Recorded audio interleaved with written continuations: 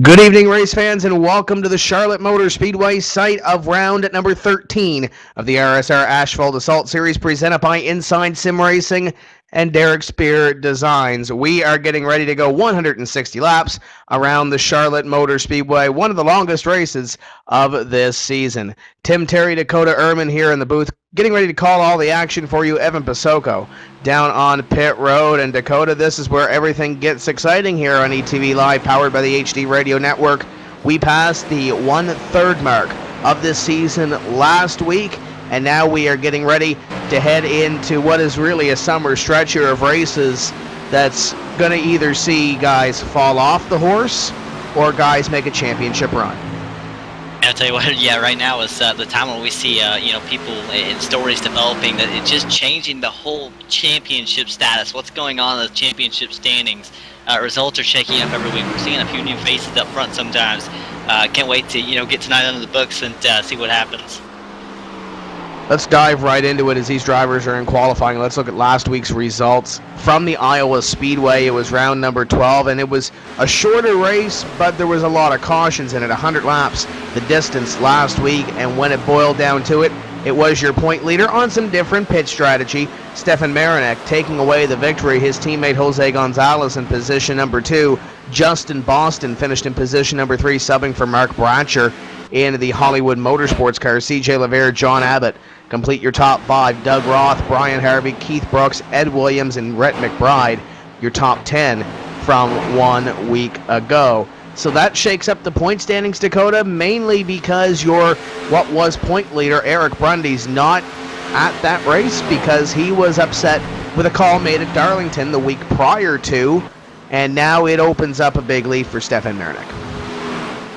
And you can't say that lightly. Big lead, 44 points is what Marinek's going to come in with over Brundy's. And, if Brundy's doesn't show up tonight, he will obviously and easily lose the second spot, probably more, as CJ LaVere is only 2 points behind him in 46 out of lead. When you look at Matt Lacrosse, has been making some valiant runs lately. I think we've saw him a lot this season where he gets into trouble, but really fast generally. He's currently sitting 4th in the point standing, 62 out.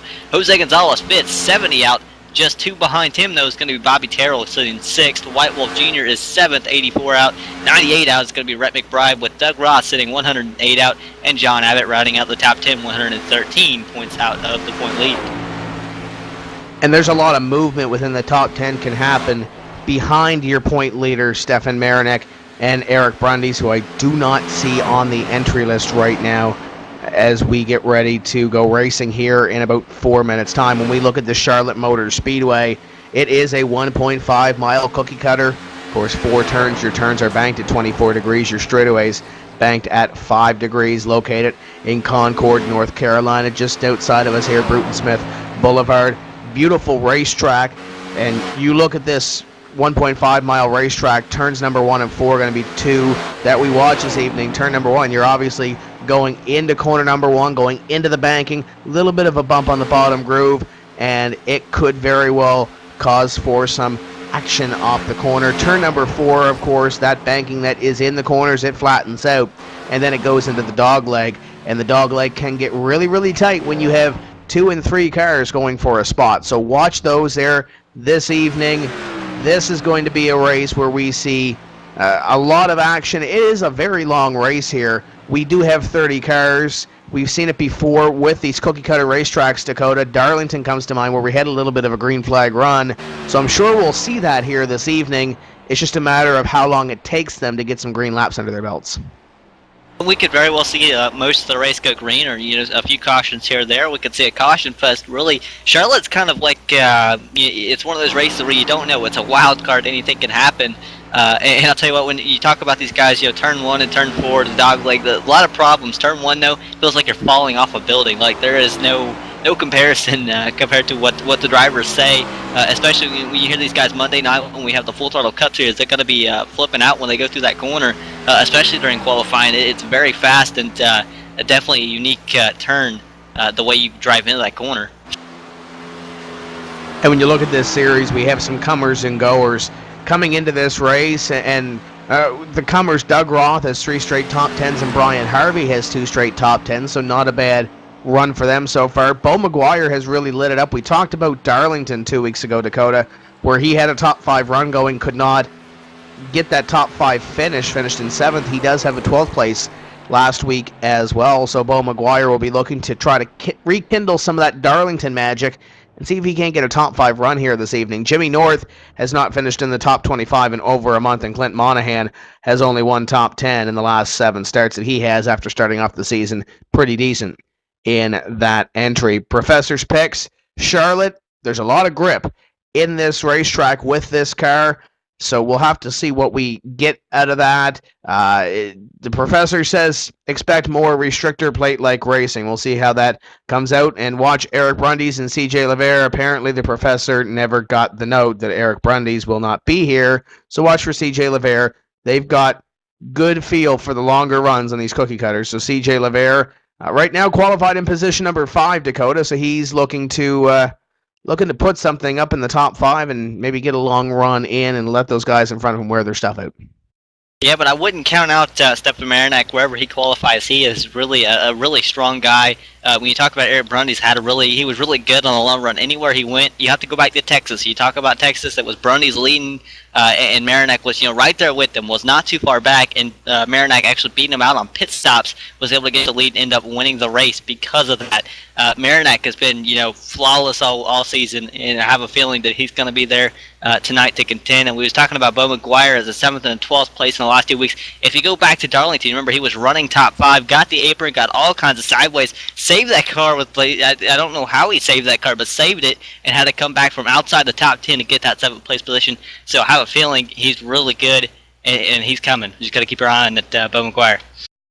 Let's go down trackside to Evan Pasoko before we go to pre-race ceremonies. Evan, what are you seeing here at the Charlotte Motor Speedway, and what do you expect over 160 laps? Well, this is your typical NASCAR track, 1.5-mile racetrack, high banking and fast racing. And as you guys mentioned, it could go green all race, or we could have a bunch of cautions. And it may come down to pit road. Once you get out of pit road at 45 miles an hour, you can't enter the track till you hit the backstretch. So drivers are going to be careful there, not spin out there, get on track as fast as possible. And also, it's a real sharp left-hand turn off to get into the pit, so it should be interesting on pit road tonight. And I'm sure we'll see them down around Evan Pasoko a few times here this evening. Longest race of the season, 160 laps. And before we get the green flag, we're going to go down trackside to the Cactus Cuties, who are going to sing us through our national anthem.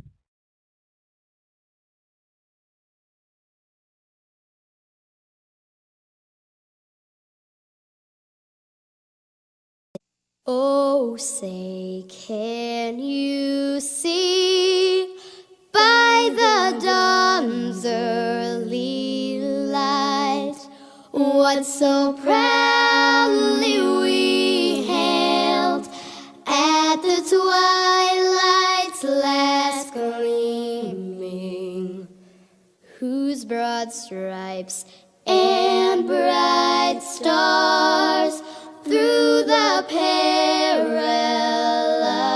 fight o'er the ramparts we watched were so gallantly streaming,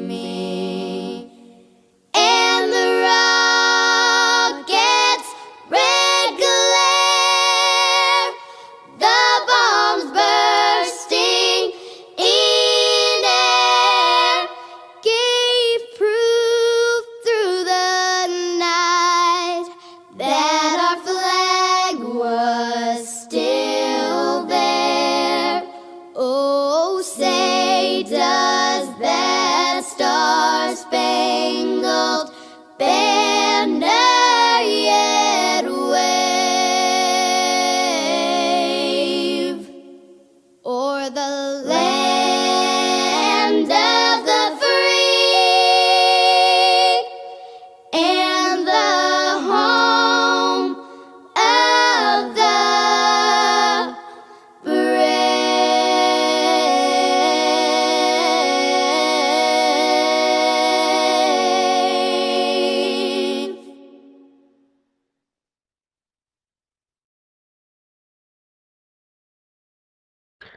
And the virtual Thunderbirds there with the flyover as well. As the qualifying session just wraps up, we are getting ready to go racing for 160 laps. And Dakota, when we go down the starting lineup, let's look at your pole sitter, a driver that we don't usually see in this series on Wednesday evenings, but no stranger to ETV Live. It's Chad Cole going to start on the pole, and Matt Lacrosse on the outside in the number 21. Yeah, Chad Cole actually subbing for, I do believe, Jimmy North in the 48 machine. Justin Boston, though, going to roll off in the third position in his 38 machine. Outside of him will be the 7, Bobby Terrell. They'll make up row number 2. It's CJ LeVere in position number 5 in the 4 to the outside, 33, Dave Lanza. How about Jose Gonzalez going to roll off in the 7th position in row number 4, along with the 10 car of John Abbott. 44, Glenn Campbell to the inside, Scott Brotherton in the 2 to the outside. Brian Harvey and Clint Monahan will make up row number 6 in 11th and 12th positions. Rhett McBride going to start on the inside of the next row, and he's in 8th place in the point standings to the outside, 25 of Aaron Groskopf. Adam Roberts going to roll off in the 15th position in his 88 machine, and you have the 84 of Jimmy North. Doug Roth going to start the 43 from position number 17 to the outside, 47 of Eric Arnold. Would like to clarify it was not Jimmy North who was being subbed for, it was Frank Coons who is actually starting on the pole. Stefan Marinak, I do believe, going to roll off in the 19th position with Steve Almendo, 20th. Bo McGuire and Nathan Bowers make up your next row, 21st and 22nd. Row number 12 will consist of the 27 of J. Randall Watkins and the 65 of Ed Williams Jr. Augusto Gabaldoni, last driver to take time in qualifying, and Josh Cheney, first driver in provisional land, 26th. Doug Fleming and Keith Brooks Jr. going to be 27th to 28th. Douglas Wyatt will start from 29th and completing your top 30, Joey Hilton. And making up the final row will be the 62 car of John Wilco, and on his outside, the 09 of John Ellers.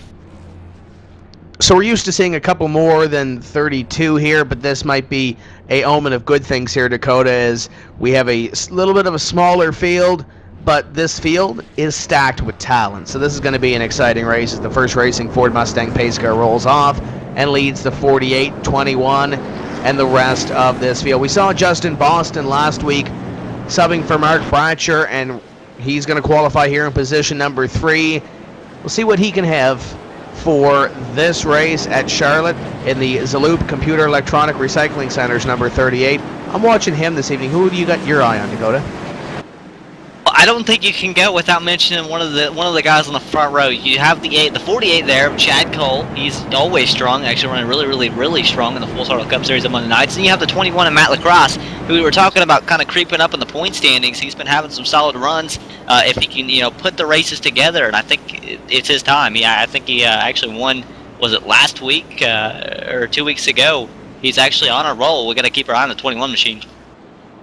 And he's only 62 points behind and just under, looking at it here, 18 points or so behind Eric Brundys, who's not here. So he's looking to get at least 3rd in the standings. Could be a little bit more with a great run here. But Jose Gonzalez on a stout run as well in these last couple of weeks. He will start in position number 7 in the 26. Watch for him. The first racing Ford Mustang pace car getting ready to peel off the racing surface, and we are getting ready for the first of 160 laps for the RSR Asphalt Assault Series at the Charlotte Motor Speedway. Pace car in, Chad Cole in command, brings him down a little bit slower, waiting for him to get going here, still waiting, and here comes the green. We're underway for the first of 160 laps. Slow start there by the 48, brings him down slow. A couple of drivers out back trying to check up and seeing what they can get right off the start. They were second place. We already have a battle there. The 21 fall back to the outside lane. Outside lane, not the place to be. I think we see that with Matt Lacrosse falling back to the position to Justin Boston. But now he's back on the bumper. Going to maybe pull this crossover. Not quite going to get to the bumper of the 38 as they fall single file now as they actually battle side by side behind them. CJ LeVere, David Lanza, and there's Jose Gonzalez, 26, now trying to work underneath the 33 of David Lanza. Oh, the 4 car painted the bumper of the 7 in corners number 3 and 4, trying to get up to the 7 of Bobby Terrell, the 4 of CJ LeVere. They had a close call there, Dakota, as they were working through that corner. Now the 7 looks at the 21 at position number 3 as they are 2 and 3 wide behind them. I see the 1 of Clint Monahan back at 12th place, looking to make something happen there. He poked the nose underneath Dakota, 3 wide on the 2 and 67. He's going to pick up the spot on Brotherton and look at Harvey for the spot. And Brotherton's not giving away easy here, though. He is sticking to the outside and sticking strong. Is he now just going to back out of the position, all back in line there? That was a really good battle. It was interesting when you saw the one car shoot down to the bottom of the racetrack, as behind him just a little ways you do have some more side-by-side racing action with the 24 and 43. It was side-by-side. 24 clears the 43, and they're away. Now they're battling behind him. The 50 of Bo McGuire's back there in that. A couple of drivers back here, as you mentioned, Marinak in the 24, Bo McGuire in the 50. There's a couple of drivers mid to back pack that are starting to make their way through the field. Marinak right now in position number 15 in the 24. He's got the 15 of Rhett McBride and the 88 of Adam Roberts just in front of him as he looks to the outside now, trying to weave his way through this traffic. Your point leader trying to come to the front of the field on the outside of the 15. And the outside does work here. I think you're seeing that. He finally almost got the wall there, but the outside lane does work. You're seeing that he does clear the 15 car of Rhett McBride for the 14th position, I do believe, and sets his sights now on the 88. Outside lane's going to be a place where you'll see a lot of passing here tonight, Tim. As you can basically, you'll see these guys kind of pinch the inside lane down. They've got to lift up the throttle so they don't come up and get the outside lane guy, and that's how the outside lane guy prevails. You see the 24 now looking to the outside once again. Is not able to carry the momentum like the 88 was, but maybe he'll get a run off the corner here. Going to try to make something happen here. Nothing doing as we complete the 5th lap of 160. The 24 looks to the inside of Adam Roberts. Roberts gave him a little bit of room to work there, but as they get close coming off the corner in front of them, it looks like Clint Monahan going to fall back a couple of spots on that inside line. There's not a whole lot of room going into these corners, especially with the way these guys are racing at 15. Gets into the 24 going into corner 3. And here we go! 43 outside wall, 15's around. He collects the 50 car. Big wreck. No caution yet. They're in the infield. There goes the caution car. We are under caution for the first time this evening as Rhett McBride and Bo McGuire involved. And that happened right around that battle, that point leader battle. And Dakota, that was 2 laps in the making, or a lap and a half in the making. The bomb just went off in corner number 4. And I'll tell you what, this actually started a little bit further than, the one car was getting side by side with the 67, made contact, and that was after the 67 got loose. That put the one car back there. Then you see the one car, he's coming back. A lot of cars are coming a lot faster. There's people bump drafting going down the back straightaway. There's a big checkup when the 15 gets in the back of the 24, and then I don't understand exactly what happens with that 15 gets sideways, comes up, collects the 43, and then the 15 actually comes back down and collects the 50 car. And that's what's going to bring up the caution when the 50 car stops on the racetrack. So the first caution this evening flies as we work lap number 8 of 160. Chad Cole in the 48 is your leader, and I believe he may be looking for pit road under this first caution. Justin Boston, Matt Lacrosse, Bobby Terrell, CJ LeVere. Your top 548 going to pit road. And it looks like everybody else behind except for Gonzalez going to follow him. Gonzalez maybe staying out, Evan, to get an extra bonus point as Chad Cole leads the field down onto pit road in car number 48 down to Evan. And down here on pit road, we're waiting at the pit stall of the number 48 machine of Chad Cole. He's going to bring it down into his pit stall. We had a 8-lap run there as Chad Cole now pulls into his pit stall down here on the end of pit road. Crew's going to lift it up, put right side tires on. I think we're going to see mainly 4 tires here, fuel, small adjustments now that the drivers have a feel for their car. There's lots of cars on this track. They're staying bunched up, lots of grip. It's interesting, and Chad Cole is going to... Well, I don't know. I think Chad Cole maybe held off the 38 of Justin Boston. It looks like he may have coming off pit road, but very close quarter racing. Coming to that line as Matt Lacrosse was there as well. Quick pit stop for the number 21 car as he will come off in position at number 4. Jose Gonzalez, John Abbott stay out on the racetrack, as do Douglas Wyatt, John Wilco. Marinak, your point leader, also stays out on the racetrack. So 5 drivers are out behind the pace car, and they are all on the lead lap. So unless they pit, they will be your top 5, Dakota, when we go back to green. Well, I guess we'll find out here. As, we're coming through turns 3 and 4, just about to go by the pit road entrance here. I think John Abbott just cracked the top 10, I believe, the last week, or maybe it was 2 weeks ago, but he's sitting in the top 10. really needs the points here. He needs a solid point stay to capitalize, keep his points momentum going. He stays out. Jose Gonzalez stays out. I believe most of these guys stay out actually.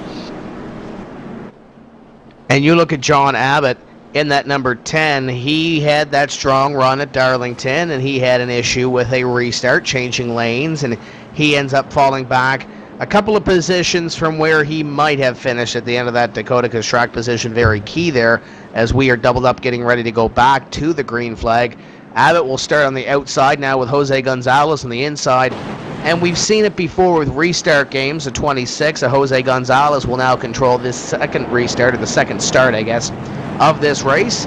And you have the former leader, Chad Cole, starting back in position number 5. He brought them down really, really slow. With this B car at this racetrack, is there any advantage to bringing them down slow compared to peeling off when the pace car does? Well, the thing is, when you're going down slow, your engine's not quite as loud. People can't really hear because your RPMs are really down. And when you get the throttle just a little bit, or maybe do something to mess with your competition, they might go and you might not be going, and they've got to check up. You take off, and you just walk away from them, and that might have been some head games there, or maybe that's just what he liked doing, was trying to keep the RPMs down for maybe first gear. There are several things he could have been doing really at that point, going as slow as he was. And we'll see what Jose Gonzalez does on this restart as the pace car gets ready to peel off here. The 26 is gone. Green flag flies. We're back underway side by side for third place now as the top two get single file. Douglas Wyatt tries to take it over Marinak. Marinak in position at number 4, looking to make something happen. As he is the point leader, I'm sure he's looking to get up here, Dakota, and get an extra bonus point for leading a lap. And that might not be happening anytime soon. It's the 48 of Chad Cole subbing for Frank Coons. He's coming in a hurry. The 48 is getting to the bumper. The 24 already, remember, on fresh tires there with the 48. The 38 is also on fresh tires. 12 car up the racetrack. Suddenly, that's going to put the 24 now on the top of the racetrack. Here comes the 48 underneath. That's Chad Cole once again. Now he sets his sights on the 12. It looks like he'll clear both of them. Justin Boston going to follow on the inside lane. And the 24 are going to fall in behind the Zaloot number 38 as they come up at a corner number 2. Down the back straightaway they go. Marinak is now side by side with Wyatt, trying to pick up that spot. Bobby Terrell just behind them as they get a little close in the middle of the corner. 12 car up the racetrack, and he's going to lose more than one position here. 7 and 21, little contact there with the number 21 as he and the 12 went at it through the dog leg. We talked about that portion of the racetrack being tight. You saw it there. And the 12 car, speaking about going somewhere, he's going somewhere, Dakota. He's going to the back. And that's going to be those old tires. You got to remember, if you're not running top 5 and you stay out on 8-lap older tires with only 4 or 5 other cars, odds are you're going to go to the back of the field. I mean, if you couldn't quite keep pace with the leaders, I mean, you might have a little bit of trouble there. But hearing we're on board with Stefan Marinak, I do believe. And that be car number 24, and looks like he was rubbering up the outside going into the corners. We have a battle for the lead up in front. Jose Gonzalez under fire from John Abbott. And look at the 38, and look at Chad Cole as well. We have a 4-car battle for the lead side by side. Your front 2 on old tires, your back 2 on new tires. Abbott slides it at a corner number 4. It's going to give Gonzalez momentum on the outside. Gonzalez going to lead this lap. The 10 has the 48 hot on his heels, and Justin Boston looking to make something happen on the outside in the 38. It's closing in. Bobby Terrell in the 7. And they almost made contact. Looks like the 38's going to shoot maybe 3 wide up the middle. Almost made contact with Abbott. He's going to get back to the outside lane, maybe lose some time here. Jose Gonzalez is really starting to make up a lot of ground on the 10 car. 10 car keeps getting sideways, and behind them they've got a group of cars coming. It's time to go. We are not even 1/10 of the way through this race, and these drivers are racing like it's the last lap, like it's 160, but we're on lap 60 of 160. Your leader now is Jose Gonzalez. He finds some breathing room, but now he's got Justin Boston to the back bumper. John Abbott trying to hold off all comers. He's got the 21 of Lacrosse on the outside, the 48 of Chad Cole. And if you're Chad Cole, you want to get to the front. You don't want to be aggressive to get there, but you're stuck behind traffic. You have to feel a little impatient right now as the 38 goes for the lead. I would say he does, and now he's got the 21 of Matt Lacrosse on his outside. And you got to know he's thinking, will this ever end? He's had John Abbott in front of him this whole time. He cannot get to the outside. It seems like everybody that gets to his outside goes by him. and there's no break in the line. As soon as he's clear to the outside, another car comes and he can't get up there, or the outside lane kind of falls back and they're side by side and he can't really go anywhere. He's got to get the 10 out of his way right now. He's got to be kind of frustrated. Justin Boston goes to the lead in the number 38. Jose Gonzalez back to second, and watch Chad Cole as Cole works underneath the number 21 and Matt Lacrosse. He rubbers up the outside as the 7 car, Bobby Terrell, also tries to come through. CJ Lavere in the 4 is there as well. Close call down the back straightaway as the 7 of Terrell has to go to the extreme inside line. Glenn Campbell back here in the 44, making a pass on Marinak in the 24.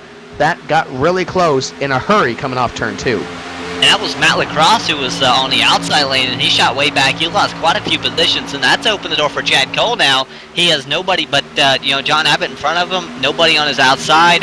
He really found that hole he needed now as he's looking to the bumper of the 10 car. 33. Here in the 33 gave the 1 a love tap there. 33 and 44 there now side by side for the spot as the 88 gets the apron off corner number 4. That's not the way to go fast. Adam Roberts, you're going to the back. It looks like as he's going to lose at least one position there to the 47 of Eric Arnold. 33, 24, 44 going at it in a single file line. Meanwhile, John Abbott is about to lose a position to Chad Cole. Looks like Chad Cole may have had enough up there, Dakota, as he will go to position at number 3. And he dispatches the 10 back to the 7 and the 4 at positions 4, 5, and 6. How about John Abbott hanging in there on those old tires? He's really doing fairly well for the old tires, sitting in the 4th position. Now he just fell back from 3rd. Chad Cole has taken over that position and now set his sights on Jose Gonzalez, and he's coming in a hurry here. And keep in mind, these drivers only had 8 or 9 laps on these tires, but if they can go an extra 10, 15, even that, Dakota, and we do get a caution, most of those guys are going to be on pit road, and it's going to be mission accomplished for guys like Jose Gonzalez and John Abbott. If Abbott can keep it out of the fence at a corner number 4, they'll get that valuable track position, as Gonzalez may lose position number 2 here to Chad Cole, and it looks like Abbott will lose the position to Terrell in the number 7. Still, if you're in the top 5 and this thing works for pit strategy and track position, I think you have to be happy with it. Here's some stats for you. Chad Cole actually won here last May in this car at this racetrack. I do believe for this series as well. Wasn't televised, but was able to get the victory. John Abbott, after starting 3rd, finished 2nd. Again, Cole actually started from the 5th position. Cole actually started from the pole here tonight, so things could be a little easier here as he's been now around Jose Gonzalez and is to the bumper of the 38 of Justin Boston already. And Justin Boston qualified in the top 3. Could he possibly be saving something here with the 48 hot on his heels? The 26 is there as well. Maybe forcing the 48. Maybe if he goes by to maybe use his stuff up a little bit more. 23 in the books for Justin Boston. Chad Cole and Jose Gonzalez, your top 3. Keep him on the 26 on those old tires as well. So he's looking to keep pace with your top 2 drivers, and it looks like for the most part, Dakota, everybody through this field is single file, and this is where we like to say there's some green flag racing in our future as the 26 looks at position number 2. Yeah, it's safe to say that there might be, but remember, these guys have been sliding around quite a bit. From what I've saw, I think we've saw quite a bit of actual cars just jumping all kinds of sideways. I wouldn't say that we're stuck with the green flag run. It could be changed, but it's looking like we might go green for a little while here as you watch Chad Cole get sideways coming off the corner. Nearly got the outside wall. Been watching the 48 car, though. Very stout car. Again, had to mention that he won last season, and he is on the bumper of the 38 once again. The 26 has fallen off. It's Jose Gonzalez. Sitting in the 4th position right now, it's going to be Bobby Terrell. And how about CJ Lavere rounding up the top 5? Kind of sneaking into the picture. He actually started 5th and currently running in the 5th position.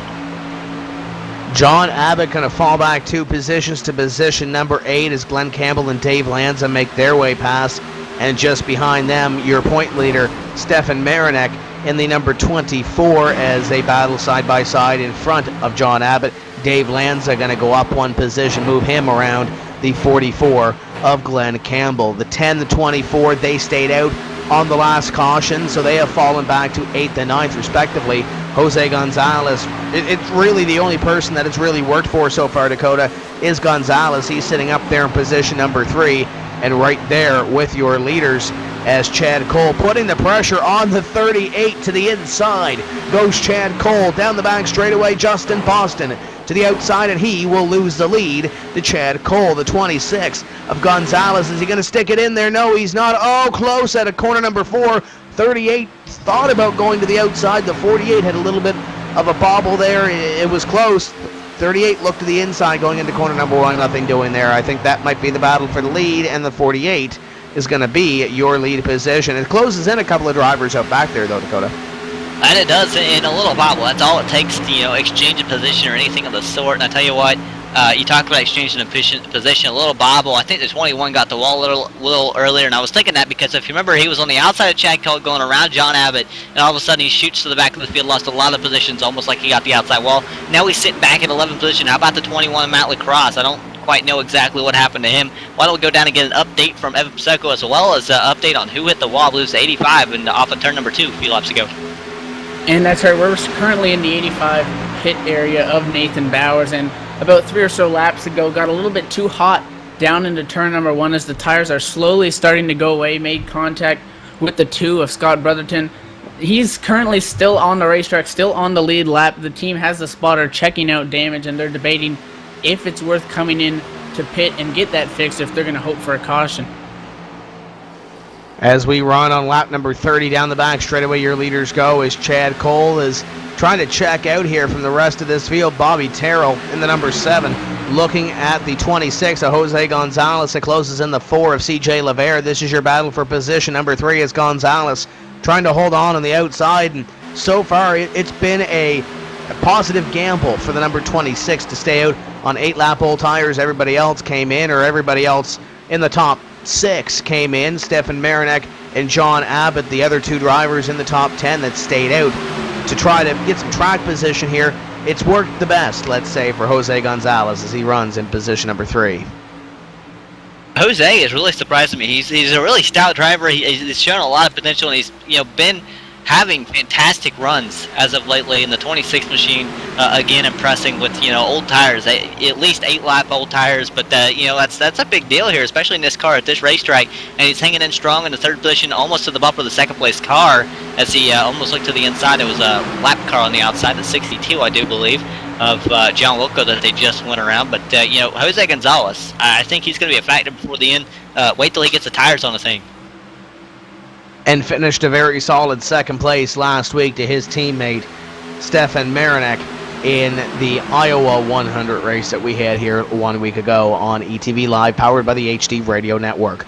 Battle for 2nd is the closest one on the racetrack right now, as Boston tries to hold off the 26 of Gonzalez. Terrell tries to hold off the 4 of CJ Lavere. The 26 is there on Justin Boston. While this is happening, the 48's lead continues to get a little bit bigger. 0.7 of a second between your top 2. And that's quite a bit of a gap, and it keeps growing and growing and growing. It's the 26 leads to the inside of the 38. That's Jose Gonzalez looking for 2nd position.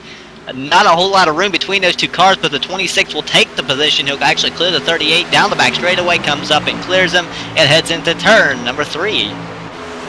And just behind them, the 4 going to try to do the same move in the 7 of Terrell, as Terrell going to fall back 1 spot to the 4 of CJ Lavere. Up at a corner number 4 through the dog leg, 34 laps in the book as Chad Cole continues to lead now by 0.8 of a second. Tacked on another 10th that last time by as those 2 drivers battled for that runner-up spot right now.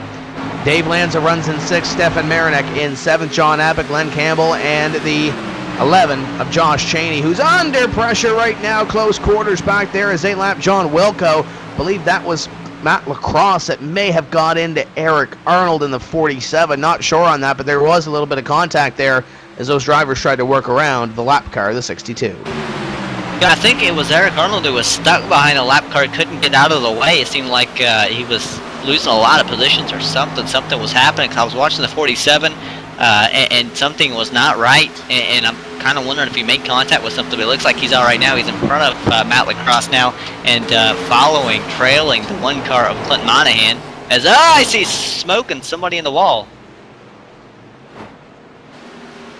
That should bring out the caution flag as Chad Cole and the rest of the field will slow down going into the corner as It's we're going to slow it down here. 38, reason for the caution. Yeah, Justin Boston was running in a third position in his 38 machine, his loop car, and that third place run is gone. Here's, I'm looking at this, it was heading into turn number 3, side by side, the 4 car dives into the corner and just makes contact with the 38, it looks like, puts the 38 in the outside wall. Nowhere he could go. Tough break for those drivers. Justin Boston will have to rebound now and come back from the back of the field, and he's not very happy. Comes across the chat within the server. That's not how you pass, bro, is what he says, and he's going to have to come right now. Scored in 25th place. Pit stops. Pit road, a very busy place, and here comes Chad Cole and the rest of the field. And Evan, it worked out for Jose Gonzalez. He's in position number 2 right now. He has the track position. See what he can do here. And that's right, and Chad Cole is also going to lead him down pit road again this time. And just an update on that incident, the number 4, CJ Oliveira, over the radio, telling his spotter to talk to the spotter of Justin Boston, saying, I was down there. So obviously mixed emotions, but as they're down on pit road, looks like everyone's going to get forward tires so far. And slight adjustments, a long green flag run, and it's going to be Chad Cole leading him off pit road again. CJ Oliveira almost snagged that second spot from Jose Gonzalez, but couldn't get it done, so the top 3 will remain the same as we hit the racetrack. And we will step away for just a few more moments and bring you back to some racing action here. We work caution flag number 2 of the evening here at Charlotte for the RSR Asphalt Assault Series. Don't go away.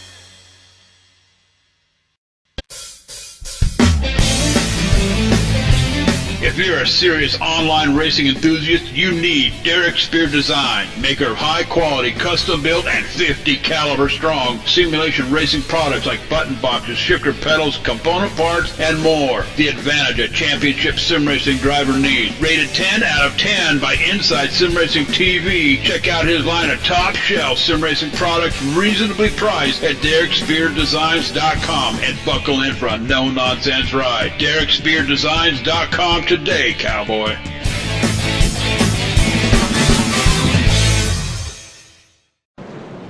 Welcome back to ETV Live, powered by the HD Radio Network. We are double file, getting ready to go back to green. We will complete 40 laps when we do take the green flag. So 120 laps remaining for Chad Cole, Jose Gonzalez, CJ Oliveira, Bobby Terrell, and Dave Lanza.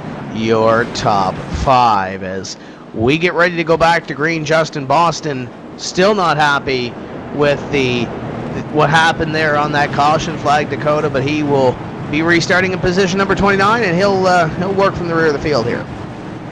Yeah, I'll tell you what, given the EOL penalty, that means he was found to be the cause of the incident, the cause of the wreck. And That was by race officials, I do believe, as they were the ones that sent him to the back. We're now working down the back straightaway. Again, like you said, Chad Cole, Jose Gonzalez. Now let's take a second to look at this. Jose Gonzalez was hanging in on 8 to 10 lap older tires. Now he's up there on fresh tires, even tires, and he's starting right next to the 48.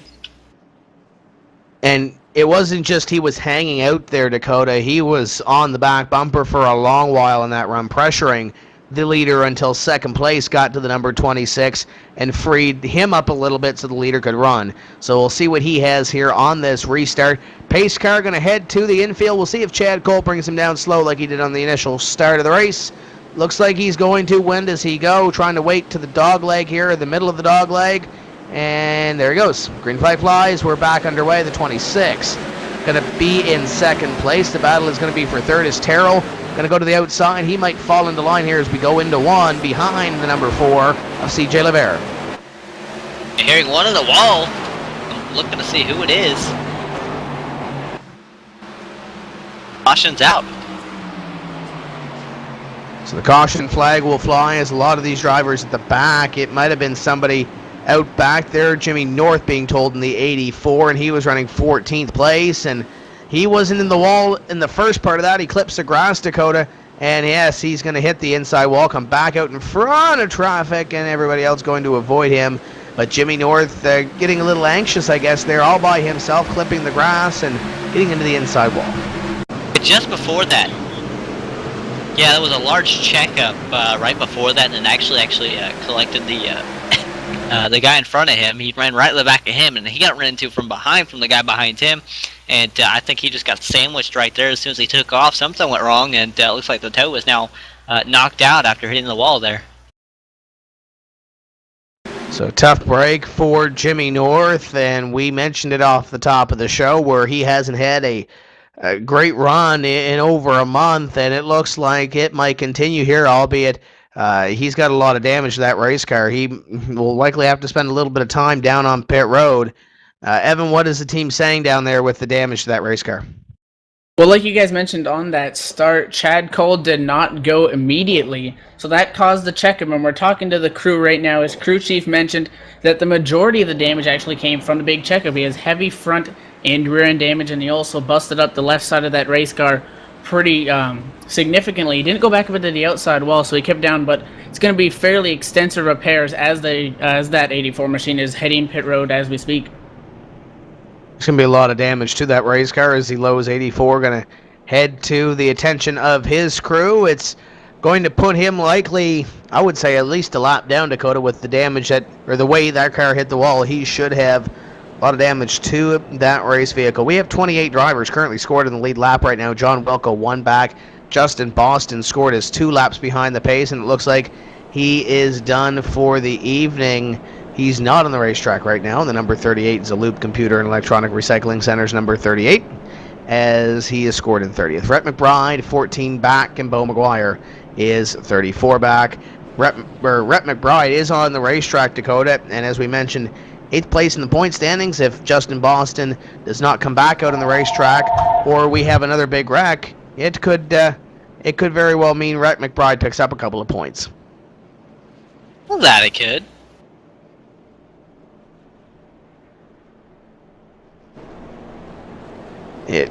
Every point here counts, especially with this series. It's 36 races, and there is no chase. There's no drops. You have to count every every race in this 36 race series. So Rhett McBride, if he's 2 or 3 points behind at the end of the season from, let's say, a top 5 run in the points, he can look back to Charlotte and say, well, there's where I gained 2 or 3 extra points just by staying out and gaining those positions. It might be worth him staying out to gaining those few extra positions to say I got a top 5 finish in the points. Yeah, and it's things like, getting those extra points, getting the finishes. I know he's run into a lot of trouble lately. He's been in a few incidents, hasn't been able to get the finishes, but Rhett McBride has been strong at some points in the season. He's had his races, and I have a feeling they're not over. I have a feeling we'll come back to some of the tracks where he's known to run very, very well at, but Charlotte may not be favoring him here, as he's currently running back there in the 31st position.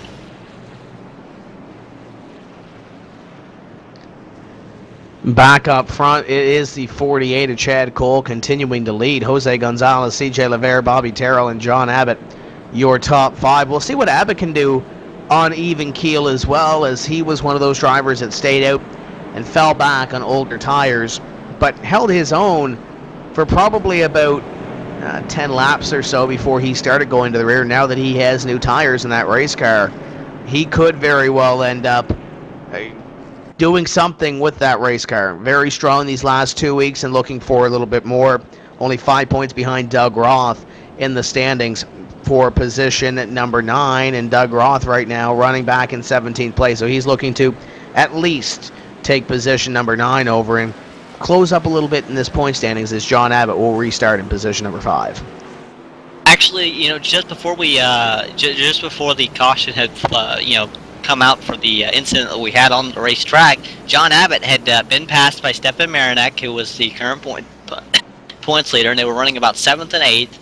And then a few laps later, John Abbott just went back around Stefan Marinak, and he was coming back up to the field. It looked like he was running very competitive, but it was more towards the longer run side of things. And now he's going to be on even tires. He was on even tires with Stefan Marinak, and was in front of Marinak for most of the run. And even at the end of the run, I have a feeling he's going to be pretty quick here, especially with having the top 5 position, having the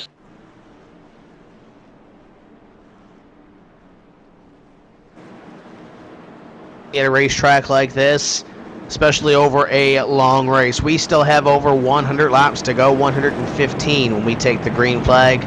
Still a long ways to work here at the Charlotte Motor Speedway, as the first racing Ford Mustang pace car gets ready to head to the infield. Chad Cole usually restarts this race, or has restarted the 2 restarts he's led here this evening, at about the middle of the dog leg, just as we come towards that start-finish line. Pace car in, we'll see where he starts here. He's gone already. Green flag flies, and he throws our field for a loop. The 26 of Gonzalez about 4 car lengths behind already, even before we get to the stripe. That was great. That's what you might bring him down slow. You can throw him off with that. That was a great move by the 48 of Chad Cole. And I'll tell you what, they also got rid of that restart rule where you couldn't change lane before the restart or before the start-finish line. That rule has been done away with, and it has been looked into. A few rules like that, I was actually told by administration, so I don't think we're going to see the big troubles that we saw a few weeks ago. And with the 26 of Jose Gonzalez out in front, in position number 2, I should say, by about 7 car lengths over Bobby Terrell and CJ Lavere. Lavere takes position number 3 from Terrell as they begin to try to reel in your top 2 with that restart. Talked about the restart games that could be played here with these different restart points. Look at your top 2 and how far they are out ahead of the rest of this field. 4 and the 7 are trying to find their tails right now for position 3 and trying to catch those 2 in front. And I'll tell you what, they actually losing a little bit of time. Lost about a 10th last time to the race leaders, and that was 3rd and 4th position. While Jose Gonzalez not really gaining or losing any time, he's got a pretty good and solid line there. And 26 machine trying to follow that 48.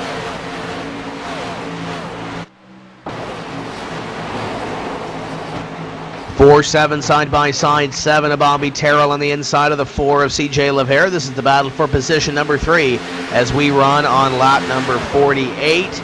Looks like we are going to see the 7 take the position just behind Clint Monahan and Eric Arnold going at it for position number 6. 2 drivers we haven't talked a whole lot about this evening, Dakota, as they go at it just behind this battle for position number 3.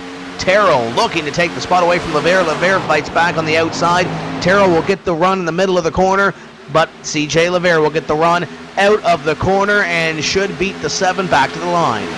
Meanwhile, Monahan's going to clear the 47 Arnold. Arnold looked like he was going to clear the 1. Was following the 33 into the corner, shot down the racetrack, got a little close to the 1 car to shoot back up the racetrack, give him room and fell back and actually lost the spot to the 1 car. But Eric Arnold, falling back that position, really still looking strong though. I mean, it really looking like one of the better runs for the 47 crew as they're working to the bumper now of the 1 car. 26 car up front has run down Chad Cole for the lead position. It's about a half car length between your top 2 drivers as they continue to work. CJ Lavere leads that battle behind them for position number 3 as Dave Lanza starts to move on the number 7 of Bobby Terrell. But the gap has not changed between 2nd and 3rd. The top 2, but a half car length. 2nd and 3rd, over a second. And that's not something you want to have that 1.4, 1.6 second gap back to the race leader while they're up there racing. Now they can gain some time here. What you've noticed is the 4 and the 7 have been going back and forth at it. Now the 26 and the 48 are together. Here they go side by side, not wasting any time. 48 way up the racetrack, up next to the wall, gives the 27 or 26 the room, lets him pass, and is going to fall back in line behind him. Maybe follow him, try to change up his line so he can learn a thing or two about speed, as Jose Gonzalez been fast all night long, and they're not losing any time when they do that, really. Maybe a tenth at the most, but as long as they're staying in line like that, they won't have any problems. So you look back now, the 7, the 33 going at it. These guys could get side by side, lose the 4. The 4 could make up a decent amount of time, or just sit there and be neutral to the leaders, and these guys could lose time if they get side by side back here. We'll see what they decide to do, as Gonzalez now out in front of Chad Cole, and looks like about a second or so between your second and third place drivers. So they closed in a couple of tenths in that exchange. We'll see if they continue to pick up some time. Gonzalez this time by with the first lap, really a clean air, 29.93. Terrell's 29.85. So it looks like Terrell closing in a little bit here. And 4 went to the grass. CJ Lavere went to the grass, I'm hearing, and he's now rejoining the track surface on the back straightaway off of turn number 2. He went for a ride. He was running in the 3rd position, and that's no more as you watch off of turn number 4. I'm trying to figure out what happened to the 4 machine. He's getting down next to the apron, coming up the racetrack just like he normally does. Gets all kinds of sideways saves. It goes to the grass. What a save by CJ Lavere in the 4th. And the worst thing for him is we remain green. He is going to be in position number 19 right now as he tries to regroup and see what he can do to reel in the rest of this field. It was about a second between himself and the leader. Now it's about 8 between him and the first place driver of Jose Gonzalez. Gonzalez and Chad Cole continue to battle for the lead position as Dave Lanza and Clint Monahan battle the number 7 of Bobby Terrell. The 47 of Eric Arnold also going at it for the spot. Now the 1 underneath the number 33 of Dave Lanza. Clint Monahan trying to get 2 for 1 here as Monahan tries to go to position number 3. Meanwhile, Ehlers, Boston, McGuire are out, and Jimmy North still on pit road trying to fix that machine currently. Is that what we were hearing from Evan Pasoko?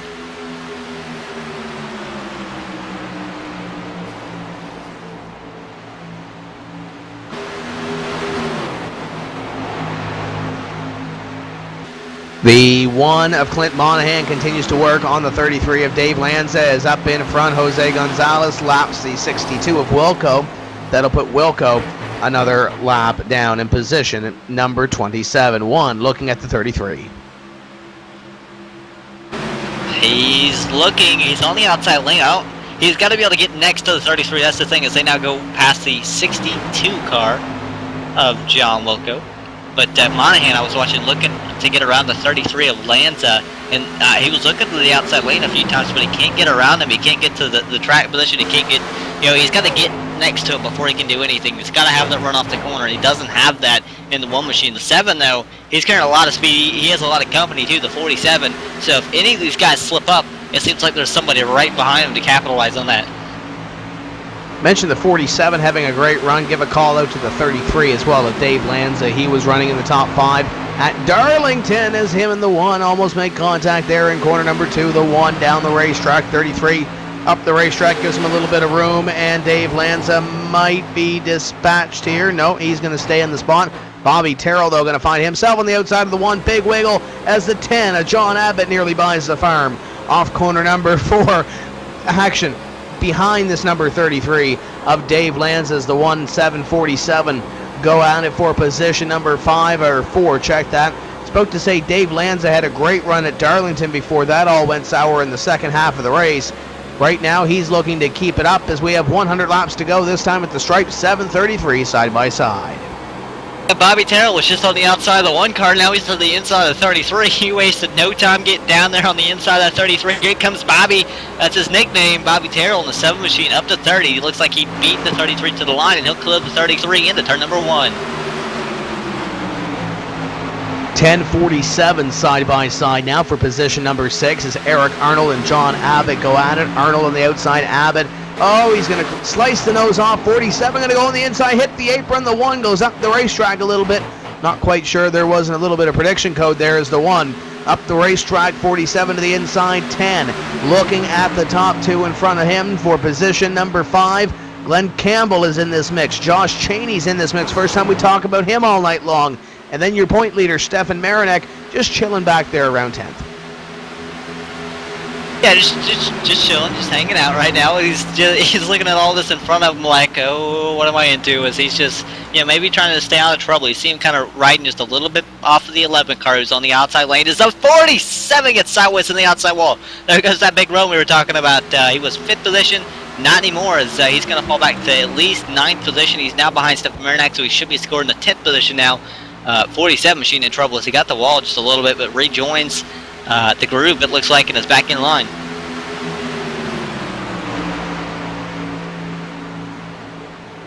33 and 7. As those guys go at it around there, Dakota, it lets these leaders run away from the rest of the field.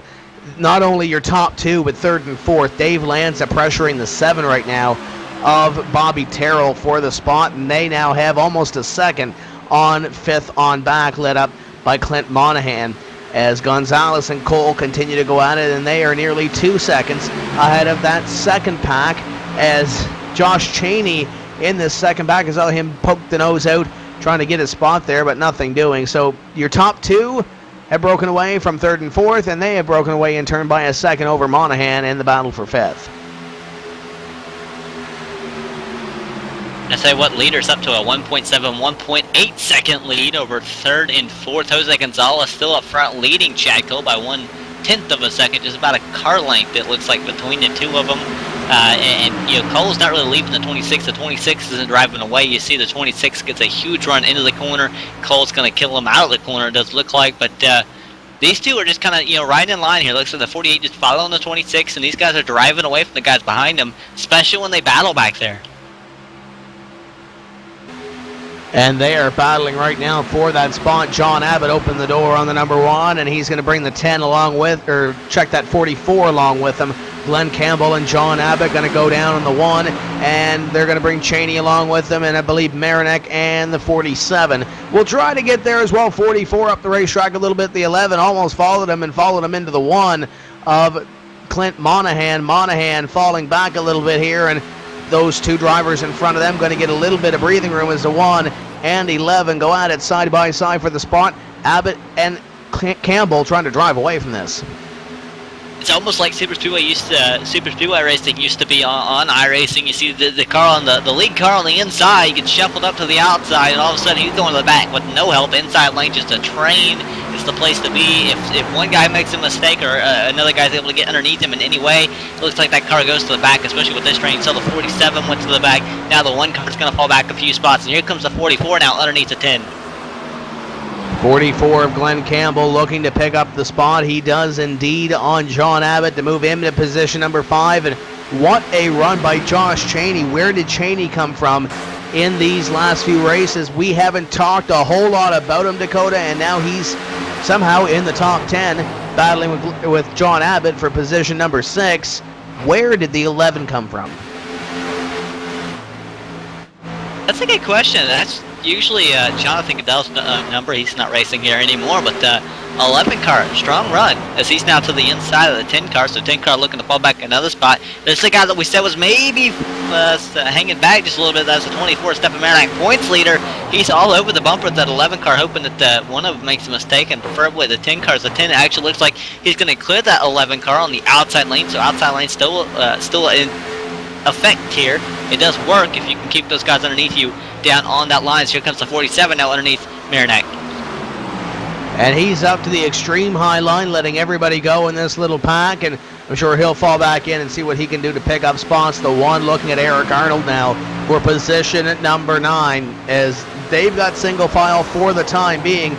It's Gonzalez and Cole out in front. Chad Cole trying to mount a charge for Jose Gonzalez. Goes to the inside here, battle for the lead position. 48 on the inside of the 26, side by side, and the 48 will take the lead back from Jose Gonzalez. So lead change on lap number 71. The 48 goes back up to the top of the board.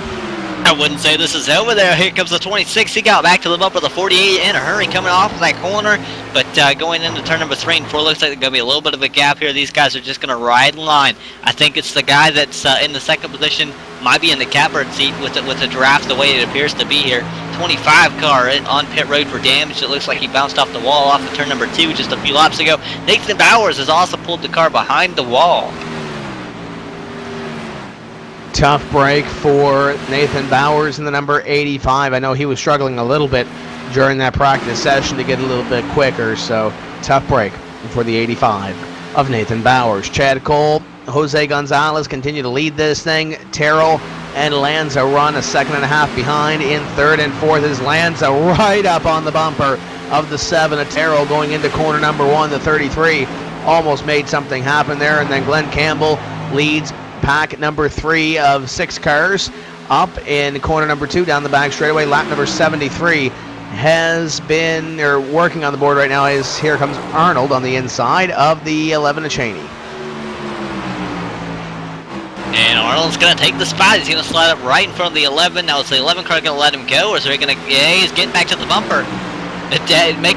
Pushing him basically down the front straightaway. Looks like he's going to stay in line though and not shove it down underneath the 47 and pull the crossover here. So these guys kind of staying in line now as they set, or the 47 sets his sights on the 10 and the 44 of Campbell and Abbott just in front of them.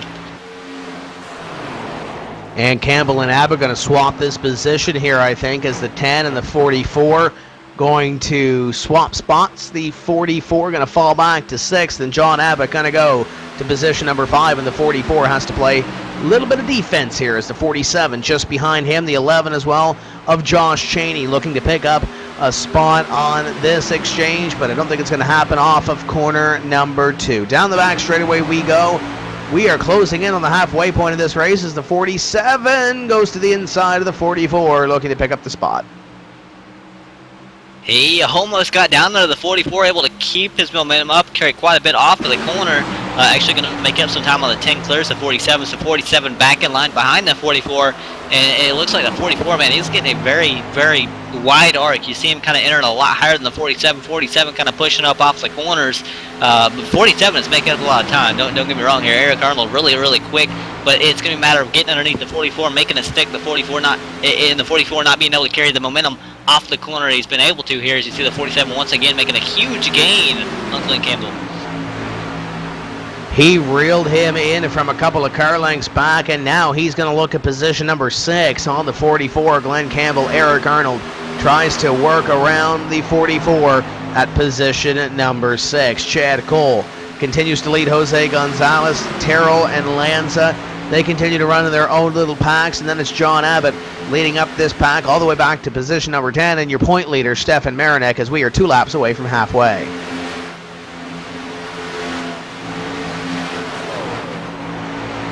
And I'll tell you what, it looks like 47 now going to look back underneath the 44 once again for position number 6. Here is 47 right to the bumper of the 44. As they go side by side for that position, the 47 looks to the inside of the 44. The 44 going to get the run off of corner number 4, and that will be the spot for the time being. The 11 going to poke the nose on the outside, but outside line not the place to be. We're going to step away for just a few moments' time and bring you back to some more green flag racing and probably some pit stops. Don't go away, we'll be right back.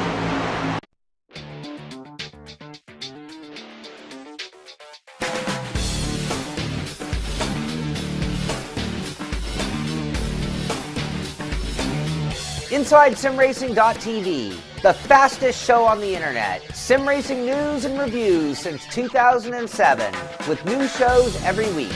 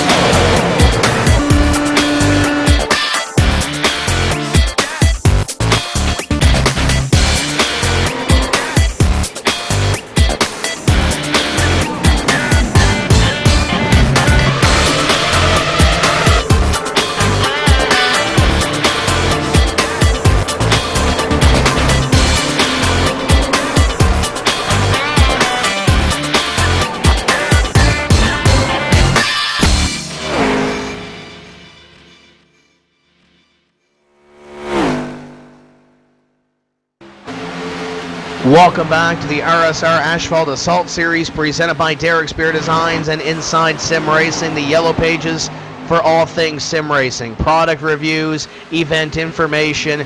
It doesn't matter if it's on the computer, it's on the Xbox, it's on your favorite platform. Darren and Sean have all the information for you. Inside Sim Racing, the place to go for all your action and excitement. Speaking about action and excitement, 44, way up the racetrack. Glenn Campbell nearly got corner number 4 wall and nearly got the 1 and 47 along with him. Glenn Campbell was up in position number 5 when we left you, and now he's back in position number 8. But once again, Inside Sim Racing, presenting sponsor of this evening's racing action and presenting sponsor of this series. Be sure to check Darren and Sean and all their fine work out there. But speaking about work, Dakota, Glenn Campbell has some work to do as he is closing in on the next 3 in front of him after losing all those spots just a lap ago. But he's fallen back to 9th position, so he's got to make up, quite a few spots that he just lost. Meanwhile, up front, you had the leaders who are working a lot of lap traffic right now. Now, everybody that is 25th on back is at least one or more laps down, actually 3 or more laps down, as Aaron Grosskopf will be the 25th place car, the 25 car, 3 laps down. So 24 drivers on the lead lap of this event, and I know Evan's running down there on pit road. Evan, a lot of these drivers are looking at pit strategy right now. We're looking at numbers. How far can these guys go on fuel? How far can these guys go on tires? We're just past the halfway point in this race. Is it doable to do it on one pit stop? And if so, when do we expect these guys onto pit road? Well, that all depends on where we are in the race, and this is a pretty long race, and as you mentioned, we just passed the halfway point, and that's all that's going on. All the crew chiefs, they're typing in their numbers, they're trying to figure that out, but I think we'll see all these lead lap cars down here not too long, assuming there's no caution. If there is a caution, I'm pretty sure we'll see everybody down. And just another quick update, the number 25 machine of Aaron Grosskopf in 25th position. He came down for some damage control, and he is reporting that his car is a handful. So this track is definitely getting to some drivers tonight.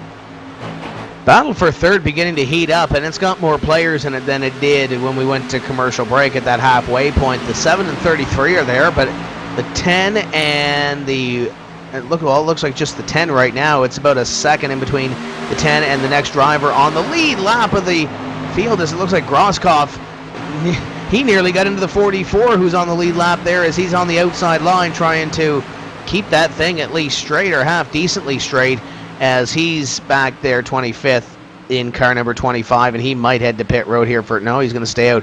Might need a new pair of shorts on that one, Dakota. But nevertheless, John Abbott is now a part of this battle for position number 3, and he essentially had to run down those drivers in front of him. First off, how about the 25? His toe is knocked out, and he's all over the place. You look at the 25, really struggling here to keep control of the race car. Kind of moving around in the backstretch a little bit. I think he's going to be down pit road soon. If not, race officials might send him down there. The way he's all over the racetrack, it's kind of dangerous to have him out there. You see him moving through. He's all right. He's looking all right now, but occasionally you get these huge wiggles that don't even look like the car's loose, but it looks like the toe was knocked out or something of the 25. But you're talking about John Abbott, who had just joined this group. Definitely had to run them down. He has like you said, about a second gap back to the guy behind him, Josh Cheney, who has left the guys behind him. It did appear by quite a bit, as they are not as far as I thought they were, about 5/10 back. But he is actually running these guys in front of him down. That's the 11 of Josh Cheney, making up quite a bit of time. And John Abbott looks like he's fallen off the back bumper of Terrell and Lanza for the time being. The gap continues to stay the same, about 3.5 seconds between those drivers and your leaders right now. And Abbott tries to, it just continues to try to put some laps together and try to catch those two in front of him. And then once he gets there, it might be a whole different story, as the 33 and the 7 maybe going at it for position number 3 here, as Dave Lanza looks to the inside of the 7 of Terrell. Nothing doing there through the dog leg, but as he took that little peek, it closes in the 10, and sure, the 11's going to be here as well, as the 11 of Cheney on the back bumper of the 10 is just in front of them. The 7 and the 33 go at it. Here they go side by side in the turn number 3. 33 had the momentum, he had the lane. They're going to be side by side. 33 sticking the line. He has to check up. Looks like he's pitting actually. 33 down the pit road. And I think actually, I didn't know that was coming, but someone that did was Evan Basoko, who's standing down on pit road. I guess that means it is green flag pit stops time. Here's the 11 car down on pit road as well. Evan Basoko, you got your hands full here. Yeah, and it was up to the drivers there as they came down the back straightaway. The number 33 crew chief of David Lanza said, it's up to you. So David called it out on the backstretch that they're going to come in, and they're going to start off our green cycle of pit stops, 4 tires for all of them. Slight track bar wedge adjustments, maybe adjust the fuel pressures. This is our first green flag pit stop of the night, so it's going to get busy down here as the 33 car is away. 48 and 26 continue to stay out on the racetrack. They are your 2 leaders with Bobby Terrell, Clint Monahan, and Stefan Marinak. Your top 6 now is John Evans up there as well, trying to hold off Terrell for that spot. Chad Cole, Jose Gonzalez stay out on the racetrack as they will complete lap number 94 on the track. The one of Monahan onto pit road, and it looks like he will be alone in the top 10. Coming on to pit road is Zaxby's number 1, heading down to Evan Pasoko. And that's right, it's the start of green flag pit stops, and the discussion on the radio with the number 1 crew is the longer we stay out on these old tires, our laps are going to be slower. So if we come in here at the beginning of the green flag pit stops, we'll get some laps on fresh tires and maybe gain a little bit of ground if this thing all cycles out for green. So once the 33 came in, that was their cue, went over the radio. Now the 1 car, he's a solo cover this time down pit road, 4 tires, and the number 1 car's away. Dakota, you have to think with the 48 and 26 staying out here, they might be trying to get a little bit of extra fuel.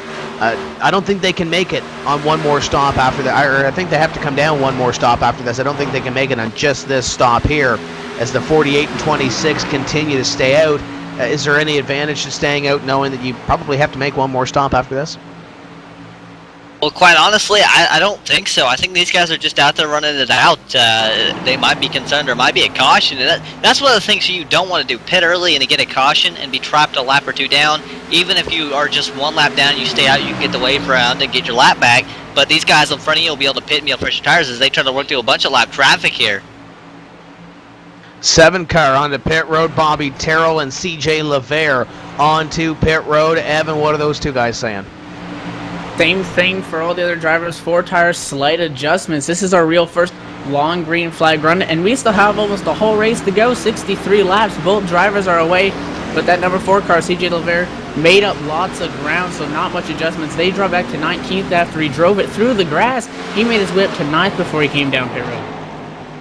Believe your leaders should be in this time or in the next couple of laps. 48 slowing it down here. The 26 also going to come on to pit road. Leaders going to head to the attention of their pit crews this time by. That will hand the lead over to John Abbott in the number 10 car. Stefan Marinak stays out as well. Eric Arnold, your top 3. They stay out on the racetrack. Cole and Gonzalez coming down here to the attention of their crews on lap 99, Evan. And that's right, they come in together. Oh, check up the number 67, pulls out in front of the 48 of Chad Cole. Chad Cole had to check up to avoid contact. Not happy about that. He's going to come and do his pit stall. Jose Gonzalez comes out at the same time. They've just been riding around together at the front. They're going to come in, and it's a 4-tire stop for the number 48. 2 tires, I believe, for the 26.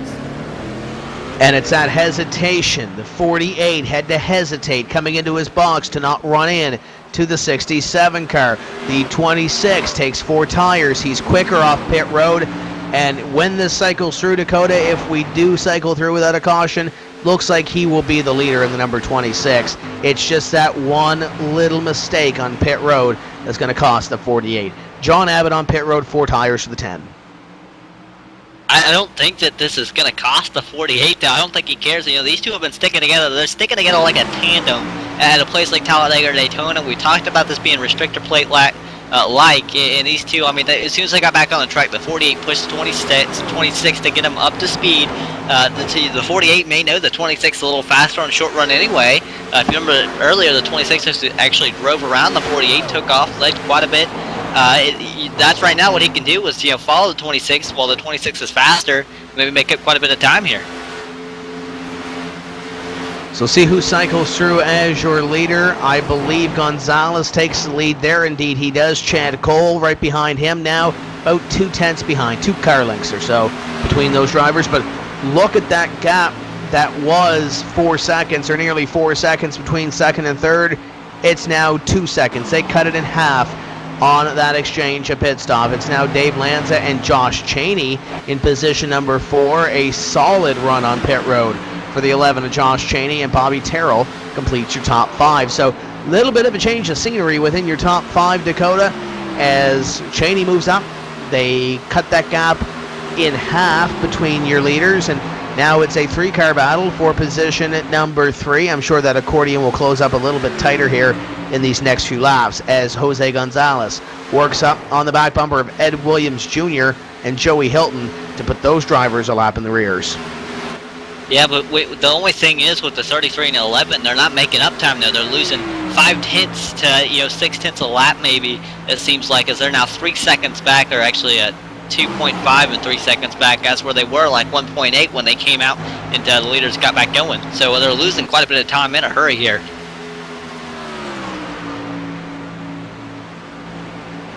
As the 26 puts the 41 lap down, they'll come by this time as I believe, did I hear caution in my ear out? Yes, the 84, Jimmy North, is in the infield, and that's not their place to be, as he's also got another car here at the mouth of pit road. That's Jay Randall Watkins. So the caution flag will fly here after a long green flag run on lap 103. Here in the 27. 27 all by himself as he gets loose, and then the 84 nowhere to go but into the side, and the 84 got stuck in the fence for a little while. He gets thrown back into the infield as those are the 2 drivers that bring out the caution flag, Dakota, the 27 and 84. The 84 was multiple laps down the 27. It looks like he may have just come off of pit road and had a little bit of a moment off the dog leg, and tough break for him. And I think that's going to end the day of the 84. He hit hard. Smoke came out of that machine. I believe the engine might be gone. I know they're trying to fix it down there, but I have a feeling he might be done here. Gonzalez stays out on the racetrack. Chad Cole, Dave Lanza, Bobby Terrell, and essentially the rest of this field onto pit road. Evan, what's your leader saying? And we were not expecting this, as they just cycled through their green flag pit stops, and lucky for those people that started it that they didn't get stuck a lap down. Well, this caution comes out right after they complete it, so they're just going to top her off, see if they can make it 2-tire stop for the number 48 of Chad Cole, and he will lead his group off of pit road. So just a couple extra gallons of fuel, maybe some fresh tires, as fresh of a race car as you can get here on lap 105. And that's going to put us with 56 and a half laps to go. Can they make it this far with a couple of cautions on the fuel? Cautions will definitely help, and I think that's the logic behind this. I'm being told 55 about laps for fuel-ish. So coming down, these cautions are definitely going to help. So that could be the logic in the crew chief's minds. We'll get a chance to talk to them later on here. But cautions are definitely going to help them. So you might see them shut it down as they're pacing, push somebody, help a teammate out. So that could be what's happening, setting up for the end of the race here. We're going to step away for just a few moments under caution. Get your popcorn. This is going to be good. We'll be back here on ATV Live.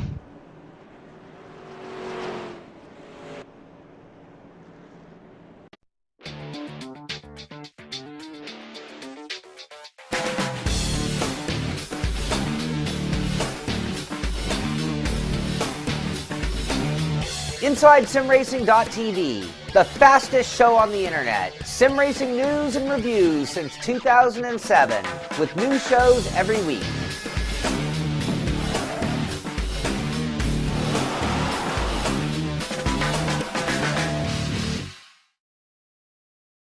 Hey, JD here with ETV Live, and let me tell you something. If it's too big for the pickup truck and you need to move it, there's only one trucking company you need to call, and don't bother with the Yellow Pages Cowboy. I'll give you that number in a minute. Manufactured goods, automotive, technical equipment, furniture, even if you need a reefer, Gary Mercer Trucking Incorporated is the only choice, Cowboy. With locations in Mississauga, Ontario, Canada, Rancho Cucamonga, California, if you need to move it, store it, and keep it cold, you need to call Gary Mercer Trucking Incorporated. Long haul, short haul, or just across town, Gary Mercer has the best trained and qualified drivers to get your load from point A to point B with professionalism and on time. So remember, Hoss, if it don't fit in a pickup truck, you're going to need a real truck cowboy. Sponsors of ETV Live's Friday Night Showdown, Gary Mercer Trucking Incorporated, 1-800-668-2980. Created specifically for iRacing's online racing simulation game, Trading Paints provides individual racers, leagues, and painters an opportunity to share their custom-designed paint schemes with other subscribers on the iRacing.com simulation service. Part of the fun of today's simulation racing games is showing off your high-quality work with a custom-painted car or truck. TradingPaints.com lists thousands of custom-painted cars and trucks available for download by simply creating an account and logging in. With all available templates at your fingertips, a simple desktop downloader will keep you up to date with the most recent custom-painted vehicles and templates. Check it out today. TradingPaints.com. We're back live at Charlotte Motor Speedway here with the Real Sim Racing Real Sim Racing Asphalt Assault Series, sponsored by Inside Sim Racing and Derek Spear Designs. Getting set to go back ring flag racing. Jose Gonzalez going to lead the field away with Matt Lacrosse. Matt Lacrosse also staying out, I do believe. Jack Cole going to be first off pit road. Going to be lined up third with John Abbott fourth, and Bobby Terrell rounding out the top five and fifth with the 33 of David Lanza back on his outside. Tim. Side by side, getting ready to go back to green flag, and you mentioned that lineup. There's a couple of interesting names there. Matt Lacrosse on the outside. Chad Cole going to start on the inside there in position number 3. Clint Monahan's been quick. Eric Arnold's been quick. Josh Chaney fell back to 18th. There's a lot of interesting movers here on this one. And it's about to get interesting. I want to say that 21 of Matt Lacrosse stayed out here. Batteries on 2 tires, one of the 2. And here we go. Pace car's off. We're away to 26. Jose Gonzalez gets a huge jump, leads across in the dust. And here comes Cole now to the inside of Lacrosse. Side by side for position number 2 as Matt Lacrosse and Chad Cole go at it. And this should be easy for Cole as Abbott now looks at position number 3 as he goes at it for the spot, and the 33 of Dave Lanza runs in position number 4, or at least trying to be position number 4 as he's on the inside of the number 21. And he's going to slide back just a little bit. Had trouble keeping it down the inside, maybe just a little bit there. And up front, here comes Cole. He's gaining a lot of time here on the 26th machine of Jose Gonzalez. Abbott's up there as well. Remember, he was kind of running up towards the front a little ways. He was making up time before the green flag stops. Now the 33 clears the 21. Here comes the 7 of Bobby Terrell now to the inside of the 21. 7 car trying to make his return to the top 5 here as he and Dave Lanza nearly make a little bit of contact as he moves to 5th. Here comes Clint Monahan. Matt Lacrosse trying to find a hole in line, and he's not going to find it anytime soon, I don't think. The 124 to the inside of the number 21 as they work for position number 6. Monahan trying to pick it up here. It looks like he has it going into corner number 1. Yeah, you can tell it's 21 on the old tires there as he's lost a lot of spots. Remember, he started 2nd, and he's fallen back quite a bit. Now the 24 to the inside and 47 also. And just in front of them, 48 flashes back to the lead on lap number 110. The 10 and 24 going at it for position number 2, or check that 26 for position number 2. 33 and 7 complete your top 5, but the 48 makes that move and makes it fairly quickly, Dakota. Now he has to hold it for 50 more laps. And hearing Abbott in the wall there as he's going to fall back. It looks like he's going to be side by side here. Nearly fall back to the 33. So he gets sideways. 10 car sideways. Saves it. 10 car to the outside and continuing to fall back. The 1 of Clint Monahan there, and he's going to move to the inside. Your point leader, Stefan Marinek. We really haven't talked a whole lot about him in the top 5 with the exception of staying out on the first caution flag. He's looking to put something together here as he's underneath the number 10 now of John Abbott. And we talked about Matt Lacrosse falling back and trying to find a hole in line. It was 9th, and I say was because Adam Roberts and CJ Lavera are looking at him now for 9th place as they go at it for that spot. But it will likely be 8th place for John Abbott. No, he falls into line in front of Marinek. Him and Eric Arnold are now side by side. And you see Marinak right there, he's not able to, get the corner entry that he needs, and it's making him struggle to the center of the corner. He can't arc the corner. He's really got to, have a lot of throttle control and a lot of patience, as the 47 can just pinch him down there, and if the 24 can't get the run, it'll generally lose the spot. You see, he was able to actually hold off the 47 now. It's going to clear the 47 and have the preferred lane. Now he can, arc this corner, get to the corner a lot easier, a lot better, and maybe a little faster, and maybe run the 10 back down here. I'm going to try to run him back down, but look at this field right now. We saw it under that long green flag run, Dakota. Groups of 2 per se, as the 88's on the apron back there for position number 11, as it looks like CJ Lavera and Matt Lacrosse are the 2 in front of him battling for a spot. But look at this field. I don't know if Laura can get a pan shot of this, but Chad Cole, Jose Gonzalez, David Lanza, all the way back to about 10th, 11th place. They're all in a line or side by side as Marinak goes at Abbott for position number 6 and 7. We saw those groups of 2 break away a little bit now, albeit we are 5 laps or so after a restart, as the 33 of Dave Lanza goes underneath Jose Gonzalez for position number 2. But these guys are close. We'll see how close they remain in the next 45 laps of this race, as 45 will be the big number on the board in the infield, as the 33 of Lanza goes after the 26 of Gonzalez. Gonzalez might lose second place for the first time in over half this race. And remember, he is on older tires. So that's the thing that he stayed out. Maybe sure he could make it or something, but might have been a bad call now as all the fresher tires are coming over. He was able to hold off on 8-lap older tires earlier in the race and held off for 3rd at the end of a run. But right now you see him falling back as he gets a little sideways. 33 of David Lanza will work the inside, almost clears him there. You think about it though, on the first run of that race, a lot of the guys taking it a little bit easy, knowing that there's a few laps left in this race. Now you know that there's less than 45 laps to go. Maybe you're pushing that thing a little bit harder. Maybe Jose Gonzalez learning that a little bit, not putting that time factor into what we are seeing here. As the 7 and 26 are now side by side. The 1 of Clint Monahan, sure he wants a little piece as well as the 7. Goes up the racetrack just a little bit. It's going to let that 26 find a hole in line if he wants it. Battle for the lead. Here comes the 33 to the inside of Chad Cole. This might be the first time we talk about the 48 being passed for the lead under green, and it's not the 26. Here comes Dave Lanza, and Dave Lanza goes to the lead on lap 118. And no kind of Jose Gonzalez, he's going back to the inside. He clears the 48, jumps in line behind the 33. 48 going to follow in line now as he gets back to the inside. I was watching just before the 33 got to the inside. 48 lost a lot of time off the corner. That 33 is hauling. He's quick. Going to keep her eye on him as now they battle behind him. The 7 car and the 1 car. That is the battle for 4th position. And it was a good one, but looks like the 1 car is falling off the bumper of the 7 just a little bit here. It looks like your top 5 are broken away a little bit by about 0.8 of a second or so between them and your point leader, Marinak, CJ Lavere, John Abbott, Eric Arnold, Matt Lacrosse, and I believe that would be it for 5th. Our 6th on back to 10th, check that.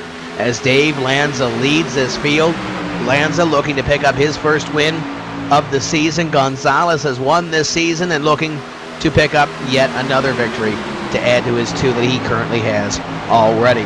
Chad Cole, as we mentioned, subbing for Frank Coons as he looks to the outside here now of the number 26 to the inside of the leader. Jose Gonzalez looks for the lead position on Dave Lanza. 48 of Chad Cole runs in position number 3. Contact made, and the 26 is around in the infield. This will bring out the caution flag as he saves it. We might not have a caution flag there. 26 is going again as, we do have a caution. Pace car is back out, but that could have been a lot worse for the number 26 as he makes contact with the 33 to send him around through the infield. Yeah, it's going to be, I just got to see how much damage he has. It looks like he just got the 33. That's the only person he made contact with. It doesn't look like it was a whole lot. He did go to the grass, did, go for a spin, so I don't know that he'll have too much damage, but it looks like he was able to get away all right. We should keep around the 26 to see if he comes down pit road. I know he'll probably come down pit road after spinning like that, but almost everybody going. I think this should make it where we can make it on fuel as well here, Tim Terry.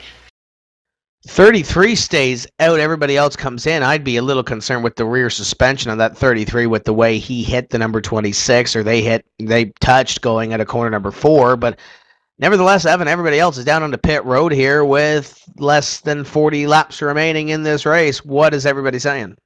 Everyone's going to come in and top off their car, so they're ready to race this thing out to the finish with about 38 laps to go. And it's again Chad Cole who leads the group.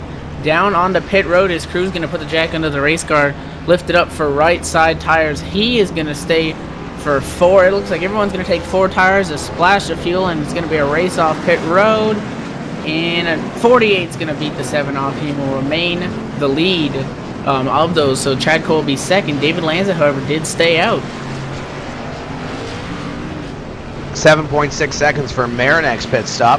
Quick pit stop for your point leader, as this might be the first time, Dakota, we talk about Marinek being up in the top 5. When we go back to green, we'll see what he can do with it, as he was up there earlier on some pit stop strategy, but we'll see what the point leader has here in these closing laps of this race, because we're coming down to the end of this race. It's got a lot of strong competition ahead of him.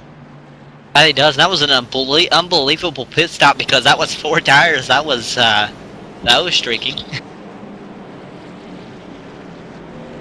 Yeah, a lot of quick pit work down there by a lot of these teams. Dave Lanza is now going to come on to pit road, so that strategy of staying out didn't work, as everybody else behind him came on to pit road. And I'd be concerned a little bit, Dakota, with the rear end damage on that number 33, because where they hit, that's a pretty vulnerable position with these race cars on that rear suspension. It definitely is. And what I don't know about is maybe he stayed out thinking most of the field would stay out. He could have been a little concerned with the damage, but maybe they thought it was all right. The toe wasn't knocked out or anything. He was hoping that more people would stay out behind him. When nobody else stays out behind you, though, you're looking in the mirror and all of a sudden you see all these cars coming on fresh tires. You know you're going to go to the back. I mean, there's no doubt about it. No matter how fast you are, unless you're Jose Gonzalez somehow, it seems like you go to the rear of the field. And so the 33 probably coming down now. Looks like he is getting damage fixed. And Evan Pasoko, you got any more information on the 33 there? Well, the 33 of David Lanza was given an end of the longest line penalty by race officials for instigating that contact. And as for the first time down pit road, if you're in first place, you are stuck, because if he came down pit road and everybody else behind him stayed out, then he's stuck behind a bunch of cars. And if he stayed out, like you saw, everybody else came in. So we brought it down this time since he has that penalty. Got 4 tires, a little bit of repair, as you mentioned, on that rear end. They were checking out the left rear tire with the flashlight, the pit crew, looking in there, making some slight repairs. So he's going to be at the end of the lead lap, so that's going to really shake things up here. And that's a tough call to make, Dakota, when you're looking at a race official making a call like that.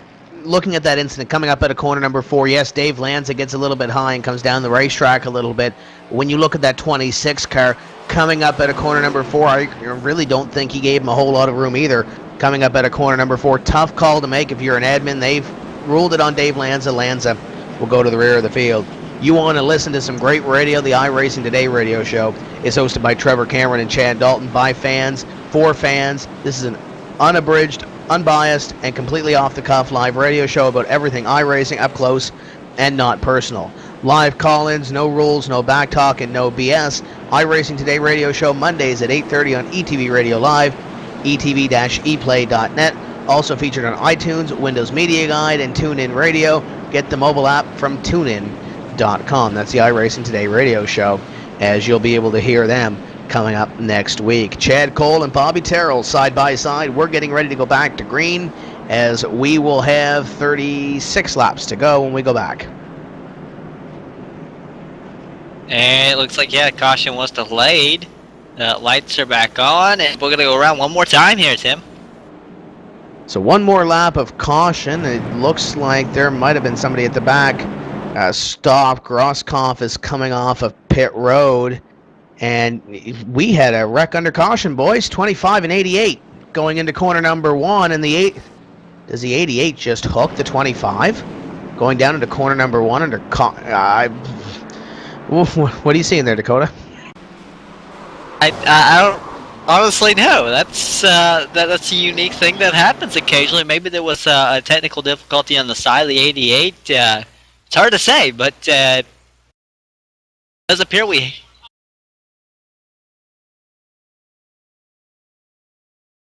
Apparently the 88 says on the race control or the race chat that he couldn't control his line. If he can't control his line at what he was going, slowing down. I'm not sure what he's doing, trying to control his line at full speed, but nevertheless, it's simple. He comes down the racetrack and flat out puts Aaron Groskopf in the fence. Groskopf has already had a tough night, 2 laps down right now, and he's going to be more because he's going to be sitting on pit road repairing damage. So that's why we're under a delayed caution flag here. But now we have the lights out, and we will be going green flag racing next time by with Chad Cole and Bobby Terrell, top 2.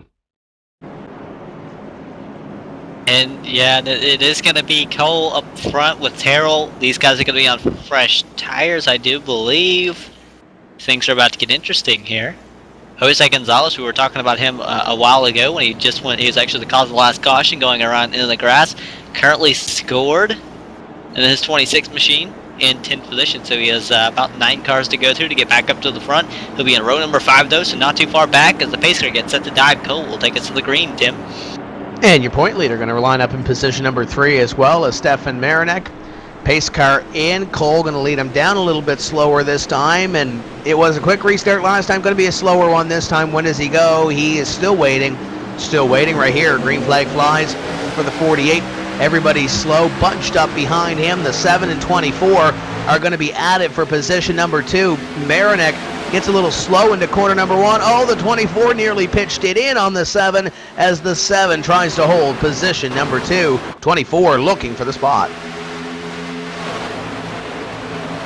And he's going to be all over the bumper. He was pushing the 7 all the way down. Was the one of the 47 almost made contact. 24 was pushing the 7 all the way down the back straightaway. Here's the 1. 24 down on the inside of the 7. Going to be side by side now down the dog leg across the start finish line. 24 and 7 going down into corner number 1. The 48 leads his field as the 24 trying to keep it down on the inside line, not to get up into the number 7 coming off the corner. Now the 1 of Monahan looks to the inside, looks to the outside as we got 1 car around in the back. That's Gabaldoni, I believe, into the inside fence as this should bring out the caution, and Gabaldoni still rocking down the back straightaway in the 69. I'm hearing you went in 3 wide with the 67 and 43 on lap 126, and it does appear that way as looking through turns 1 and 2. He's side by side with Lanza.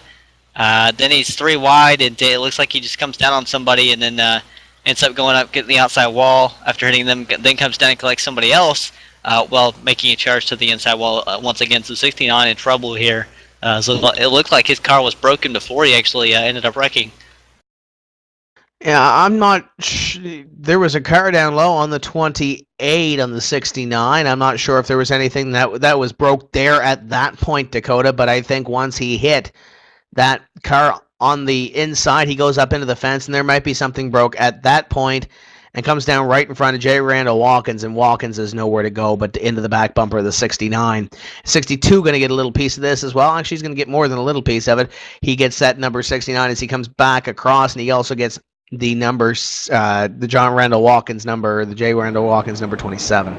So tough right there as the caution flag will fly once again. That's something I'm sure Chad Cole did not want to see because he saw those guys battling so close behind, and now he's going to have them tight back up again.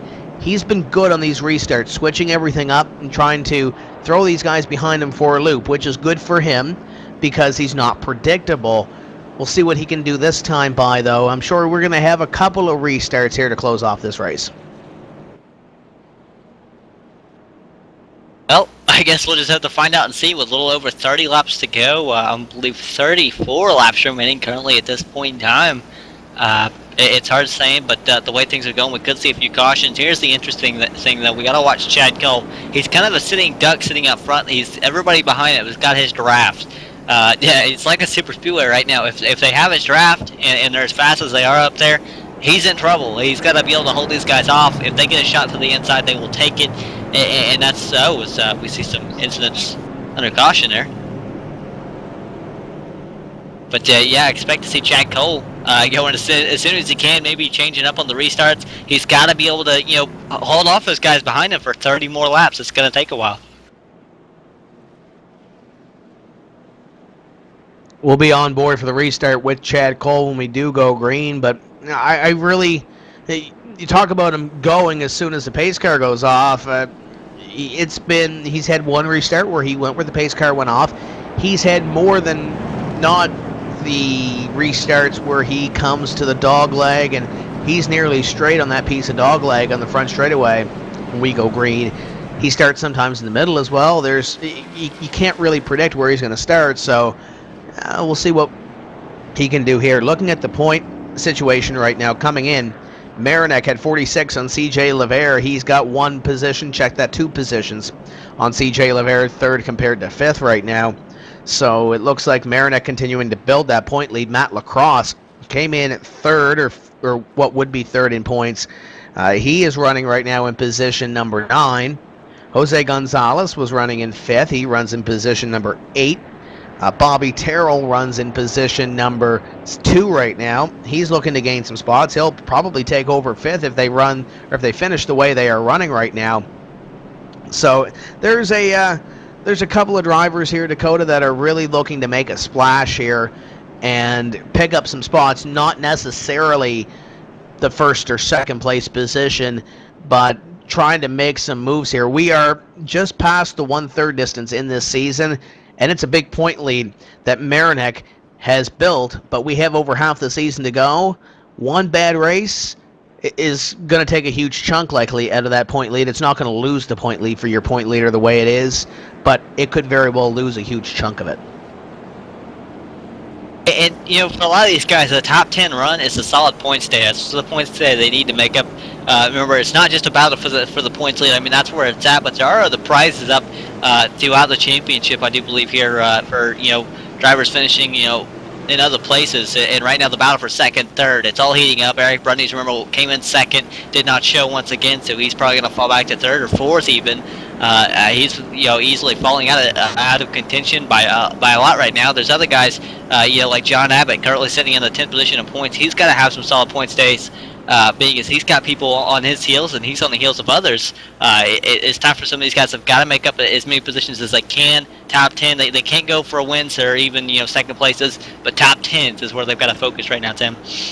Before we go green, we want to thank Derek Spear Designs for coming on board as well. Derek Spear Designs manufactures top self-simulation racing components such as pedals, shifters, button boxes, and more. Check them out at DerekSpearDesigns.com, proud co-sponsor of this series on Thursday nights with the RSR Asphalt Assault, presented by Inside Sim Racing and Derek Spear Designs. Pace car going to head to the infield on this lap. We will see what ends up happening here with the 48 of Chad Cole. Does he bring him down slow, or does he go as soon as the pace car peels off? About 5 car lengths between he and the pace car now, and he is gone. Green flag flies, and Chad Cole is going to try to walk away with this one. The 7 of Bobby Terrell in 2nd. It's the battle for 3rd now between the 24, the 1, and the 47 is the 1. Slams the door on the 47.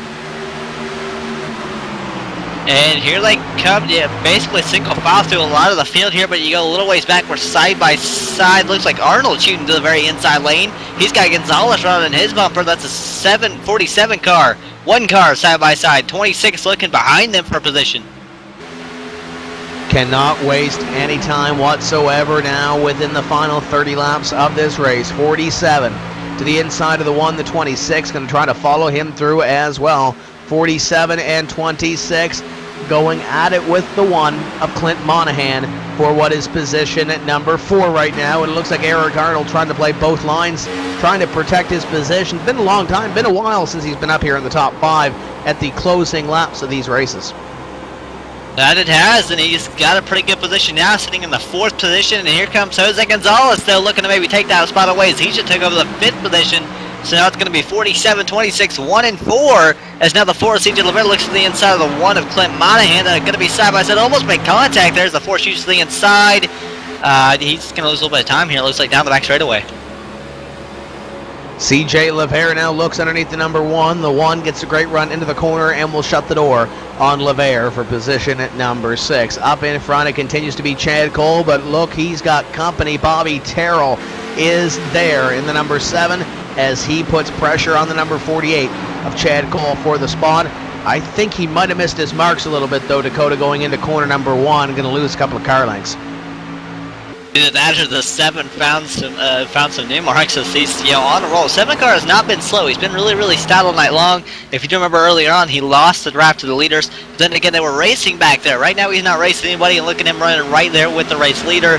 That's Chad Cole. He's hanging on strong. Remember, Chad had to have a good restart. He had to get a bit of a gap, and he's got to hold on. Right now, the 7 car has his draft 7 car in the catbird seat with just about 25 laps remaining here.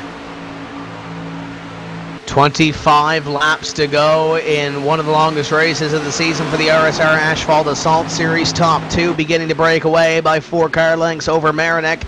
Eric Arnold, Jose Gonzalez completing your top 5. Gonzalez trying to salvage what he can after sliding through the grass about 20 or 25 laps ago or so, as the CJ Levere and John Abbott machines go at it for position number 7. Give it to Abbott at 7th place as he tries to reel in the drivers in front of him. Gonzalez pokes the nose underneath Arnold. Nothing doing there for 4th.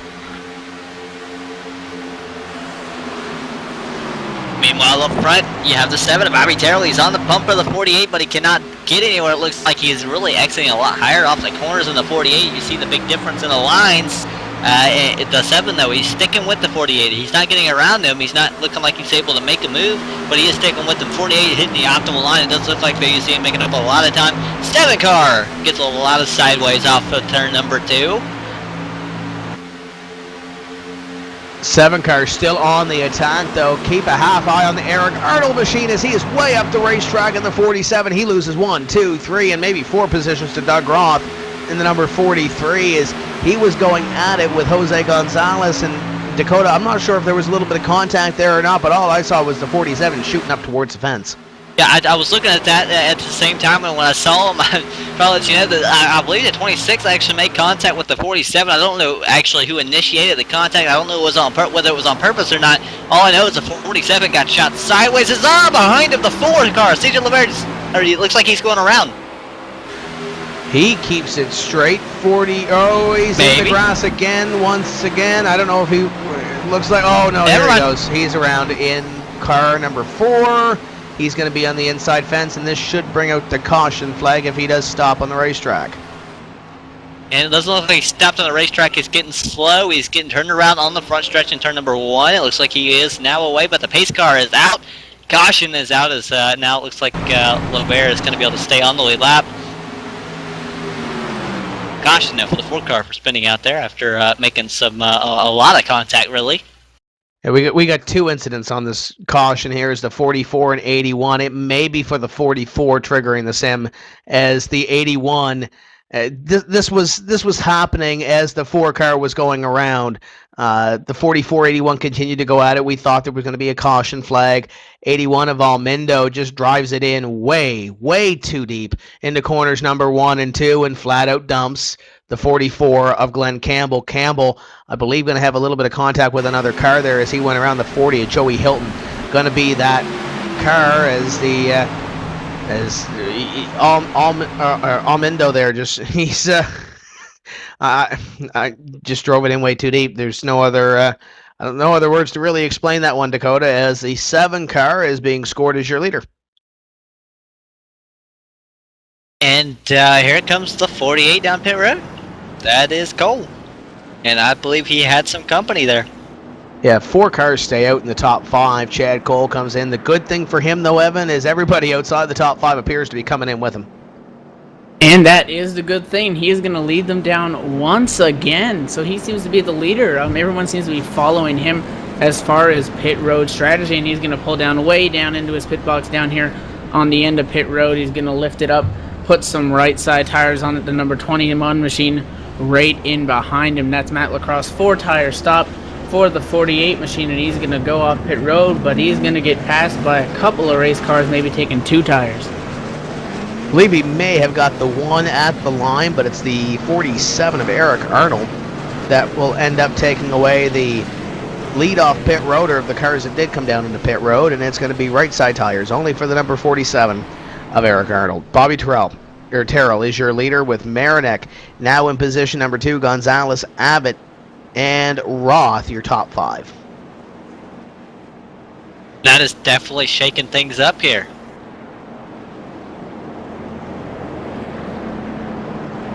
We are going to step away for just a few moments' time. We'll bring you back to the finish of this one. Less than 20 to go. Don't go away.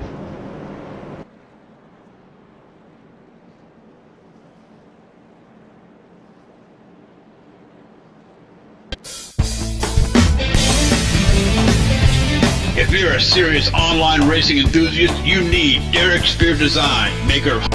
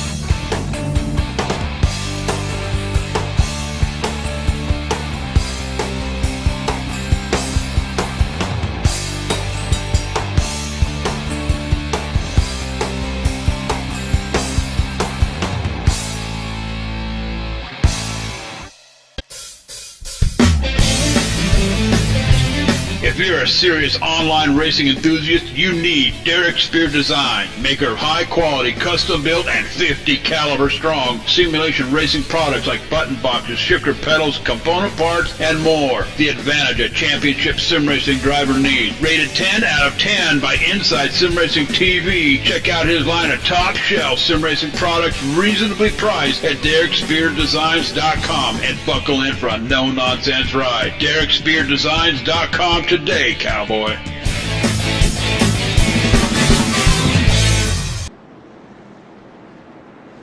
Welcome back to ETV Live, powered by the HD Radio Network. Bobby Terrell is your leader. Next time by, we'll go Green Flag Racing. Marinek in second. Gonzalez, Abbott, Roth, top 5. Eric Arnold out on 2 tires. Chad Cole will restart in 7th place. He's dominated the race so far, Dakota, but he's got a long way to work in a short time to get there.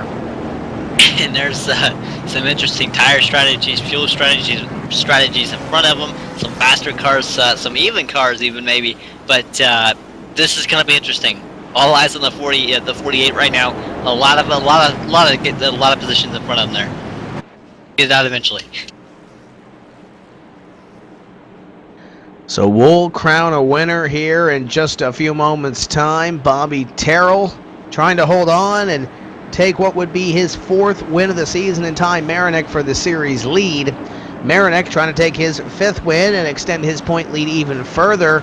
Jose Gonzalez, though, he's had a strong car tonight, Dakota. And out of him and Chad Cole, those two seem to be the dominant 2 cars. Can Jose Gonzalez win this thing? I think he can. Honestly, he's in a good spot. He's going to restart 3rd right behind the leader. Bobby Terrell's been fast all night long. Can't count on Stefan Marinek. Anybody can win this, but I've really got to watch this 26 car right now, as fast as he's been all night long as the pace car gets set to dive. There he goes. The 7 cars away. That's Terrell on the outside lane. He leaves the field behind him, sitting in the dust.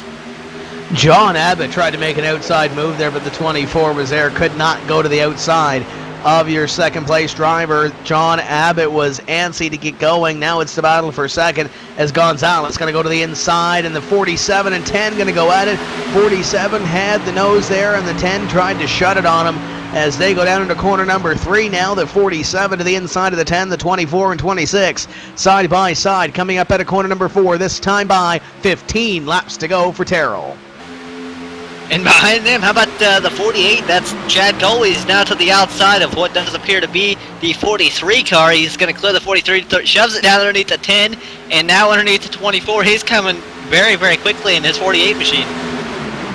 He's coming to the front with 4 fresh tires on his race car underneath the 24 of Marinek, and now he sets his sights on the 2 in front of him. 26, check that to the outside. 24 and 10 make contact. 10 is through the grass. Can he save it? Yes, he can. 3 wide, 4 wide through the dog leg, and somehow they make it work. They get back to 2 wide going down into corner number 1.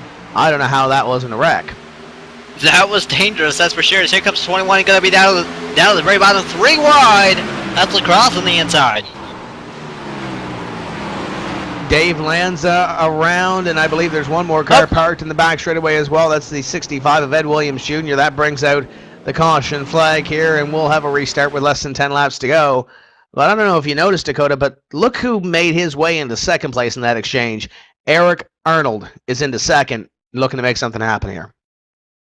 And that's headline worthy, but also the 24-20, I think it was the 21 or the 43, one of the two, but I know that somebody made contact with the 24 of Stefan Marinek just about the time the caution flew and actually put the 24 into the outside wall. 24 might have a little bit of damage here.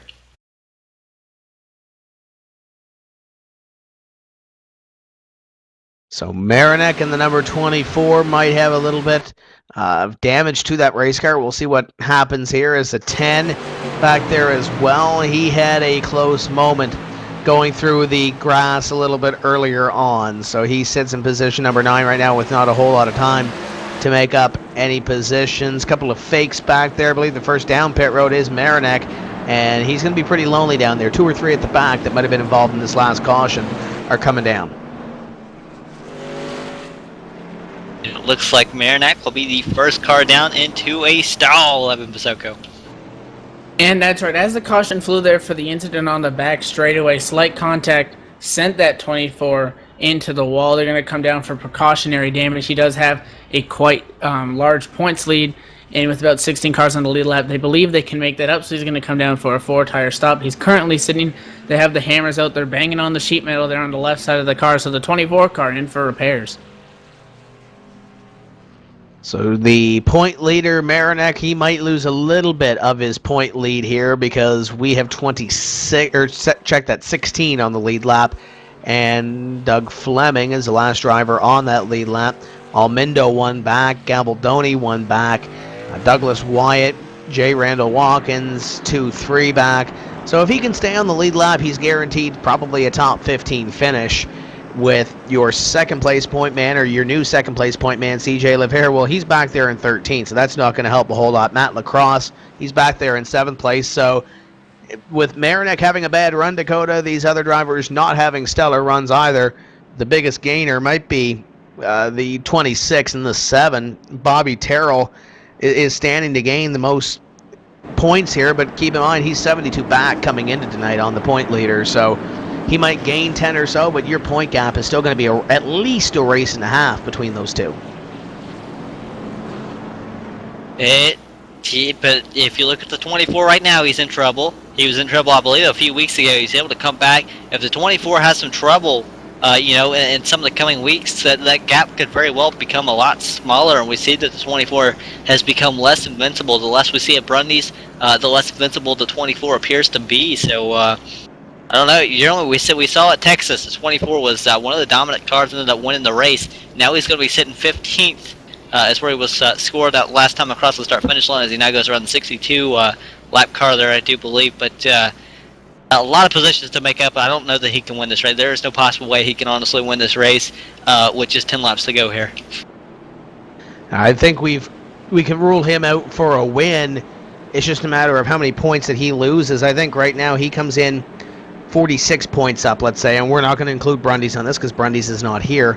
Let's look at that position number 3 in the point standings. He's 46 up, and right now he's only 4 points behind, or 4 positions behind CJ Levere. Check that, 3 positions behind CJ Levere right now. So there's not a whole lot of positions to gain. There are not a whole lot of points to gain. He's still going to exit this race with a full race lead, essentially. If we keep 43 points between the top 43 positions, let's say, if we have a full field, 48 if you win the whole thing on race night.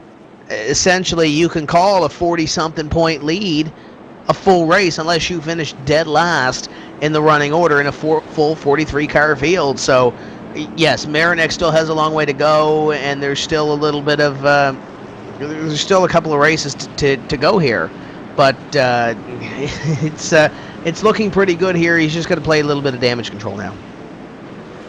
He does. He's good at that. With 10 laps to go, it'll be 9 to go. We take the start-finish line to take the green flag. Tim Terry working through turns 1 and 2. It's going to be Terrell, and Eric Arnold making up row number 1, 7 and 47.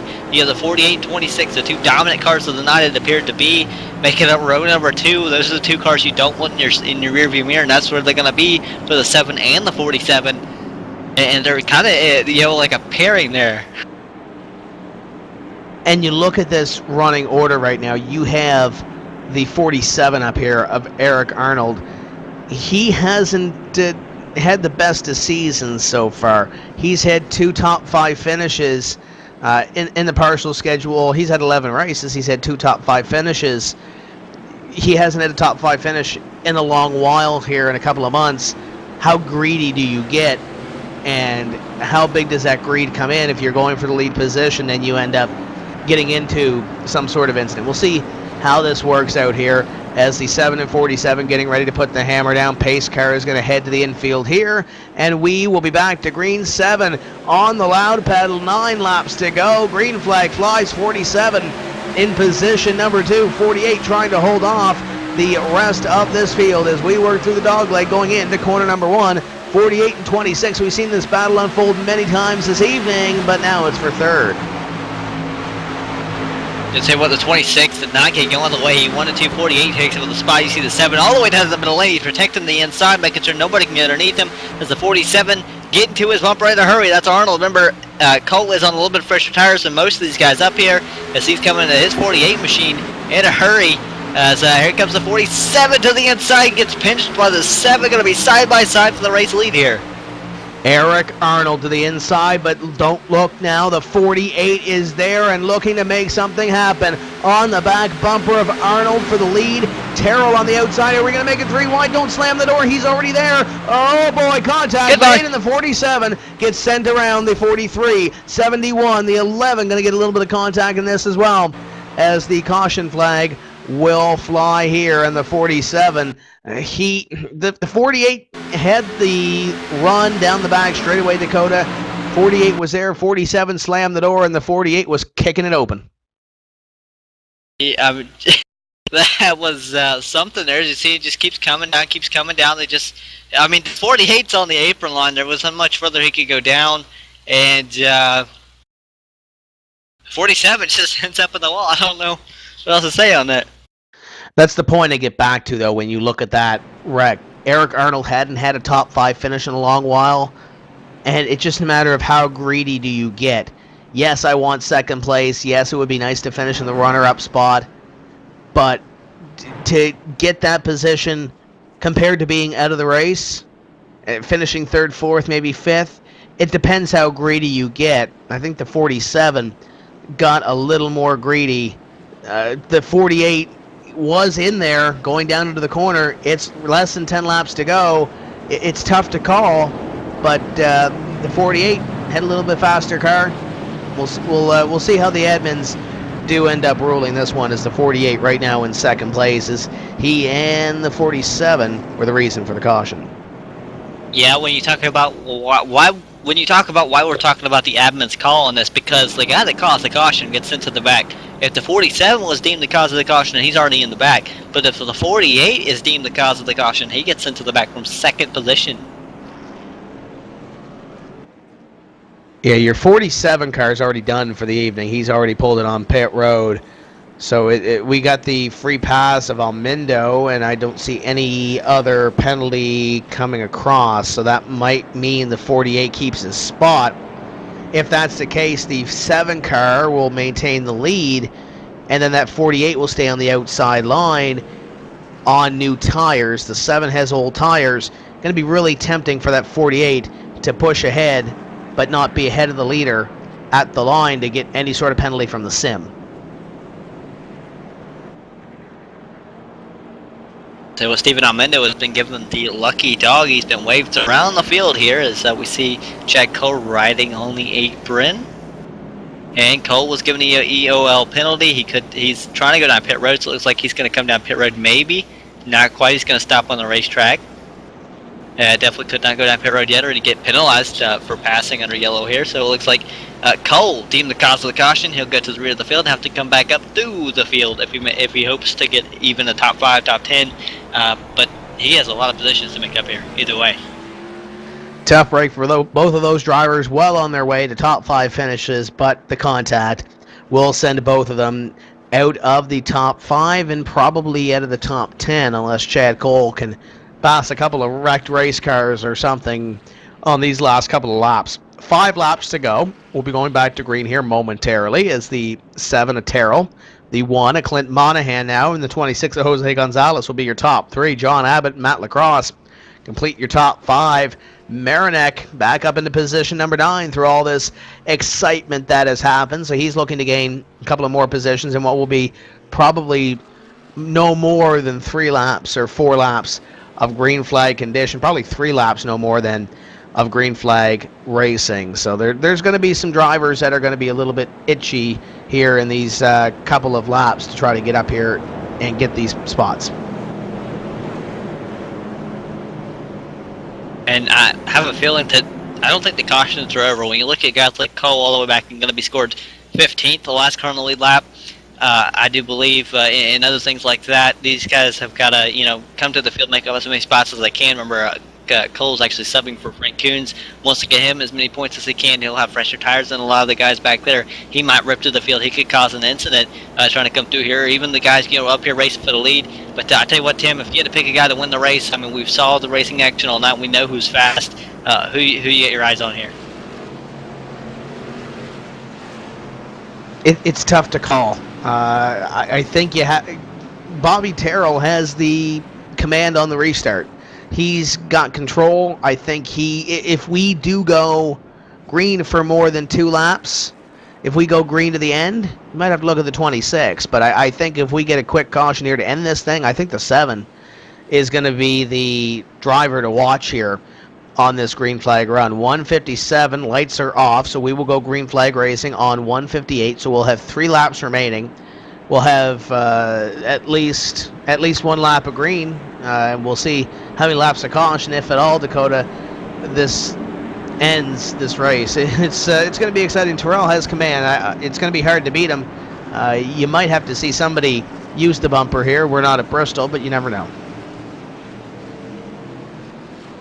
I wouldn't say it's out. I think we saw a lot of bumpers tonight, just not quite to the corners, and that's where you might see it. That's generally where you see people get turned. Now, I think we saw it earlier. We saw some guys, trying to bump drive to the corners or trying to race hard, and ended up turning the 4-car around of CJ LeVere. So we know that the result is bad as the pace car's off. The Terrell is away.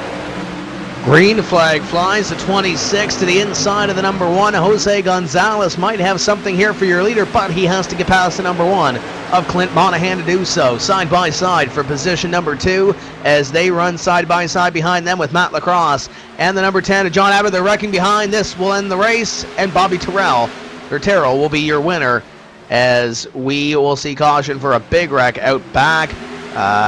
J. Randall Watkins is in the fence, and I say in the fence, he is in the fence. Literally. In the fence. And how about 71? Keith Brooks Jr., hearing he was involved. He was just scored in the top 10, not anymore. He's fallen back to 14th. I know we had heard some stats about him earlier. I believe he finished 8th last season. Here at Charlotte Motor Speedway, going to be outside the top 10 now. It does look like as he was involved in that caution and will not make up any spots out of this. And it was all by himself as he goes. We'll go back to the restart maybe for this at a corner number 4 because he either misses a shift or spins the tires or something. He just does not go. He goes to the outside, lets everybody on the inside pass. Then he gets the wall coming out of the dog leg into the corner, and he hits the safety barrier, shoots him down in front of the 12 at Douglas Wyatt, and then out back, Gabaldoni and the 27 get together, avoiding the wreck. 69 comes up into the 27, nowhere to go, and the 27 is stuck in the fence. Tough break for those 4 drivers. Not the way they wanted to end the race, but nevertheless, white flag will come out here for Bobby Terrell. Last lap around for the Terrell, number 7. As Chad Cole will be scored on this one, tail end of the lead lap in position number 14. You see him out in front of your leader here, Dakota. Tough break for the number 48 as he had a strong car this evening, but he will finish 14th. That he will, but the guy who's going to be able to win the race, that's Bobby Terrell, 7 car now, working off of, I do believe, turn number 2, Tim, on the final lap. We've got him on the radio here. See if we can't get a hold of your soon-to-be winner, Bobby. Congratulations. Talk about a race that had a lot of twists and turns in it. Oh, yes, it did. I feel like I got lucky. You know, I got some brakes for a change. My car wasn't driving the same after I got hit. I don't remember what lap it was, but I think Matt bounced off the wall and got into my door, and it just wasn't driving the same after that. And I thought if I could come away with the top 5, I would, you know, it would be good. This is going to be win number 4 in about 700 feet or so when you come across the stripe. This has really got to set up well for this stretch through the summer. We mentioned off the top that you're 72 points behind coming in, and now you're starting to gain a little bit of momentum. How big is this, and are you thinking points at all? I'm really not thinking points at all because I've been wrecked in about 6 or 7 of the races, so I'm not really thinking about the points at all. I'm just trying to go out and win some races and have fun. Now, I know this season has a lot of exciting racetracks coming up here through this summer stretch. What are we looking at for next week's race at Dover? Can we get another win there? I know you like those short tracks. Well, I hate to tell the guys this, but Dover is my favorite track.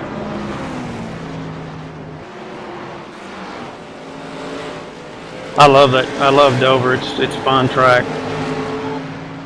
Yeah, it's going to be exciting to watch next week. I can't wait for it. Before we let you go, Bobby, sponsors on the car, teammates who makes it happen for you.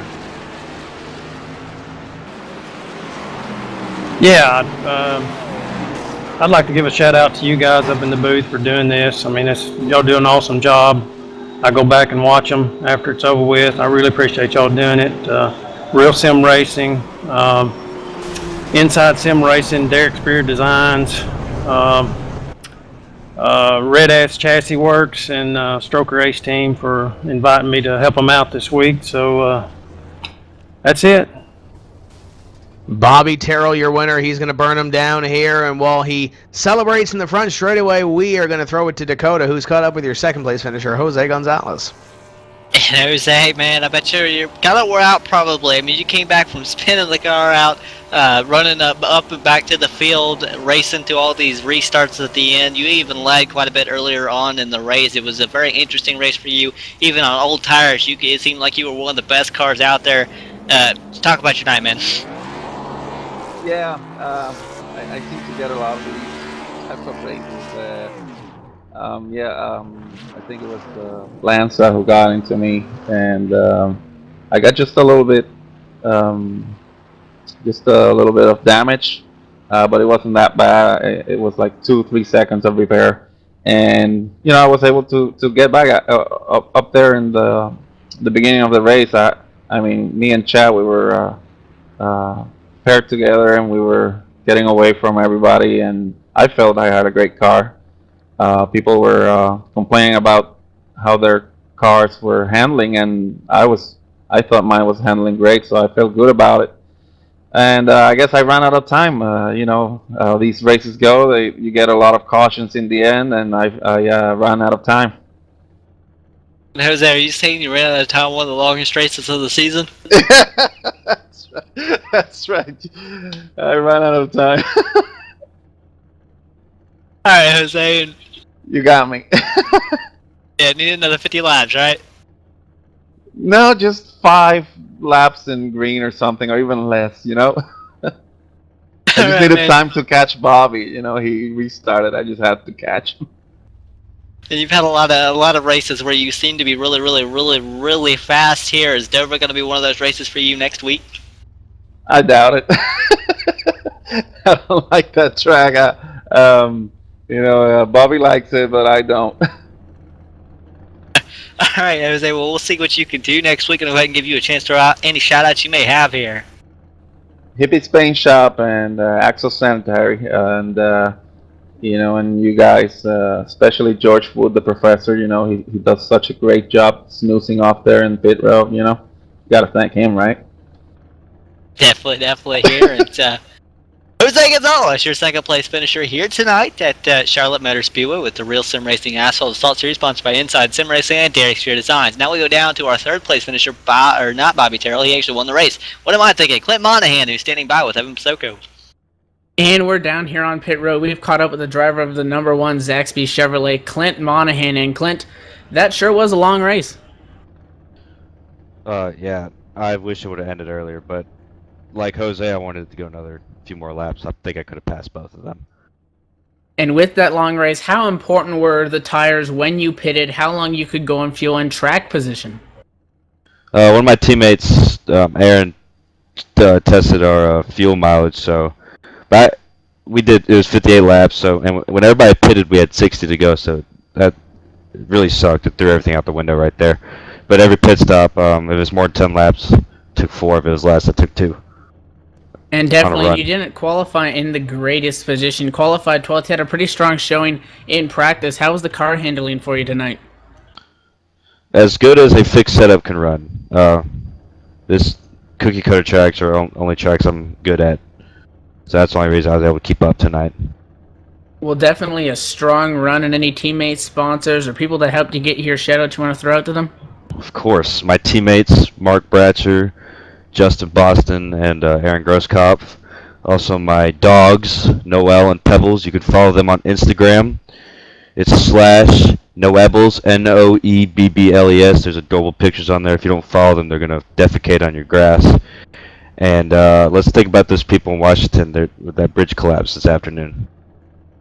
Definitely. So a great run for the number 1 machine of Clint Monahan. He's going to get a top 3 here after 160 laps at Charlotte. Exciting race, and congratulations to Bobby Terrell on the victory here this evening, his 4th of the season for the RSR Asphalt Assault Series presented by Inside Sim Racing and Derek Spear Designs. Join us next week when we head to Dover for round number 14 of the 36 race schedule. Going to be exciting to see who comes out on top of Miles the Monster. That's going to do it for us here this week on ETV Live, powered by the HD Radio Network. So for JD, Laura, Evan, Dakota, my name is Tim Terry, saying we'll see you next week when we say let's go racing from the Dover International Speedway. Keep the hammer down, and we'll see you at the track.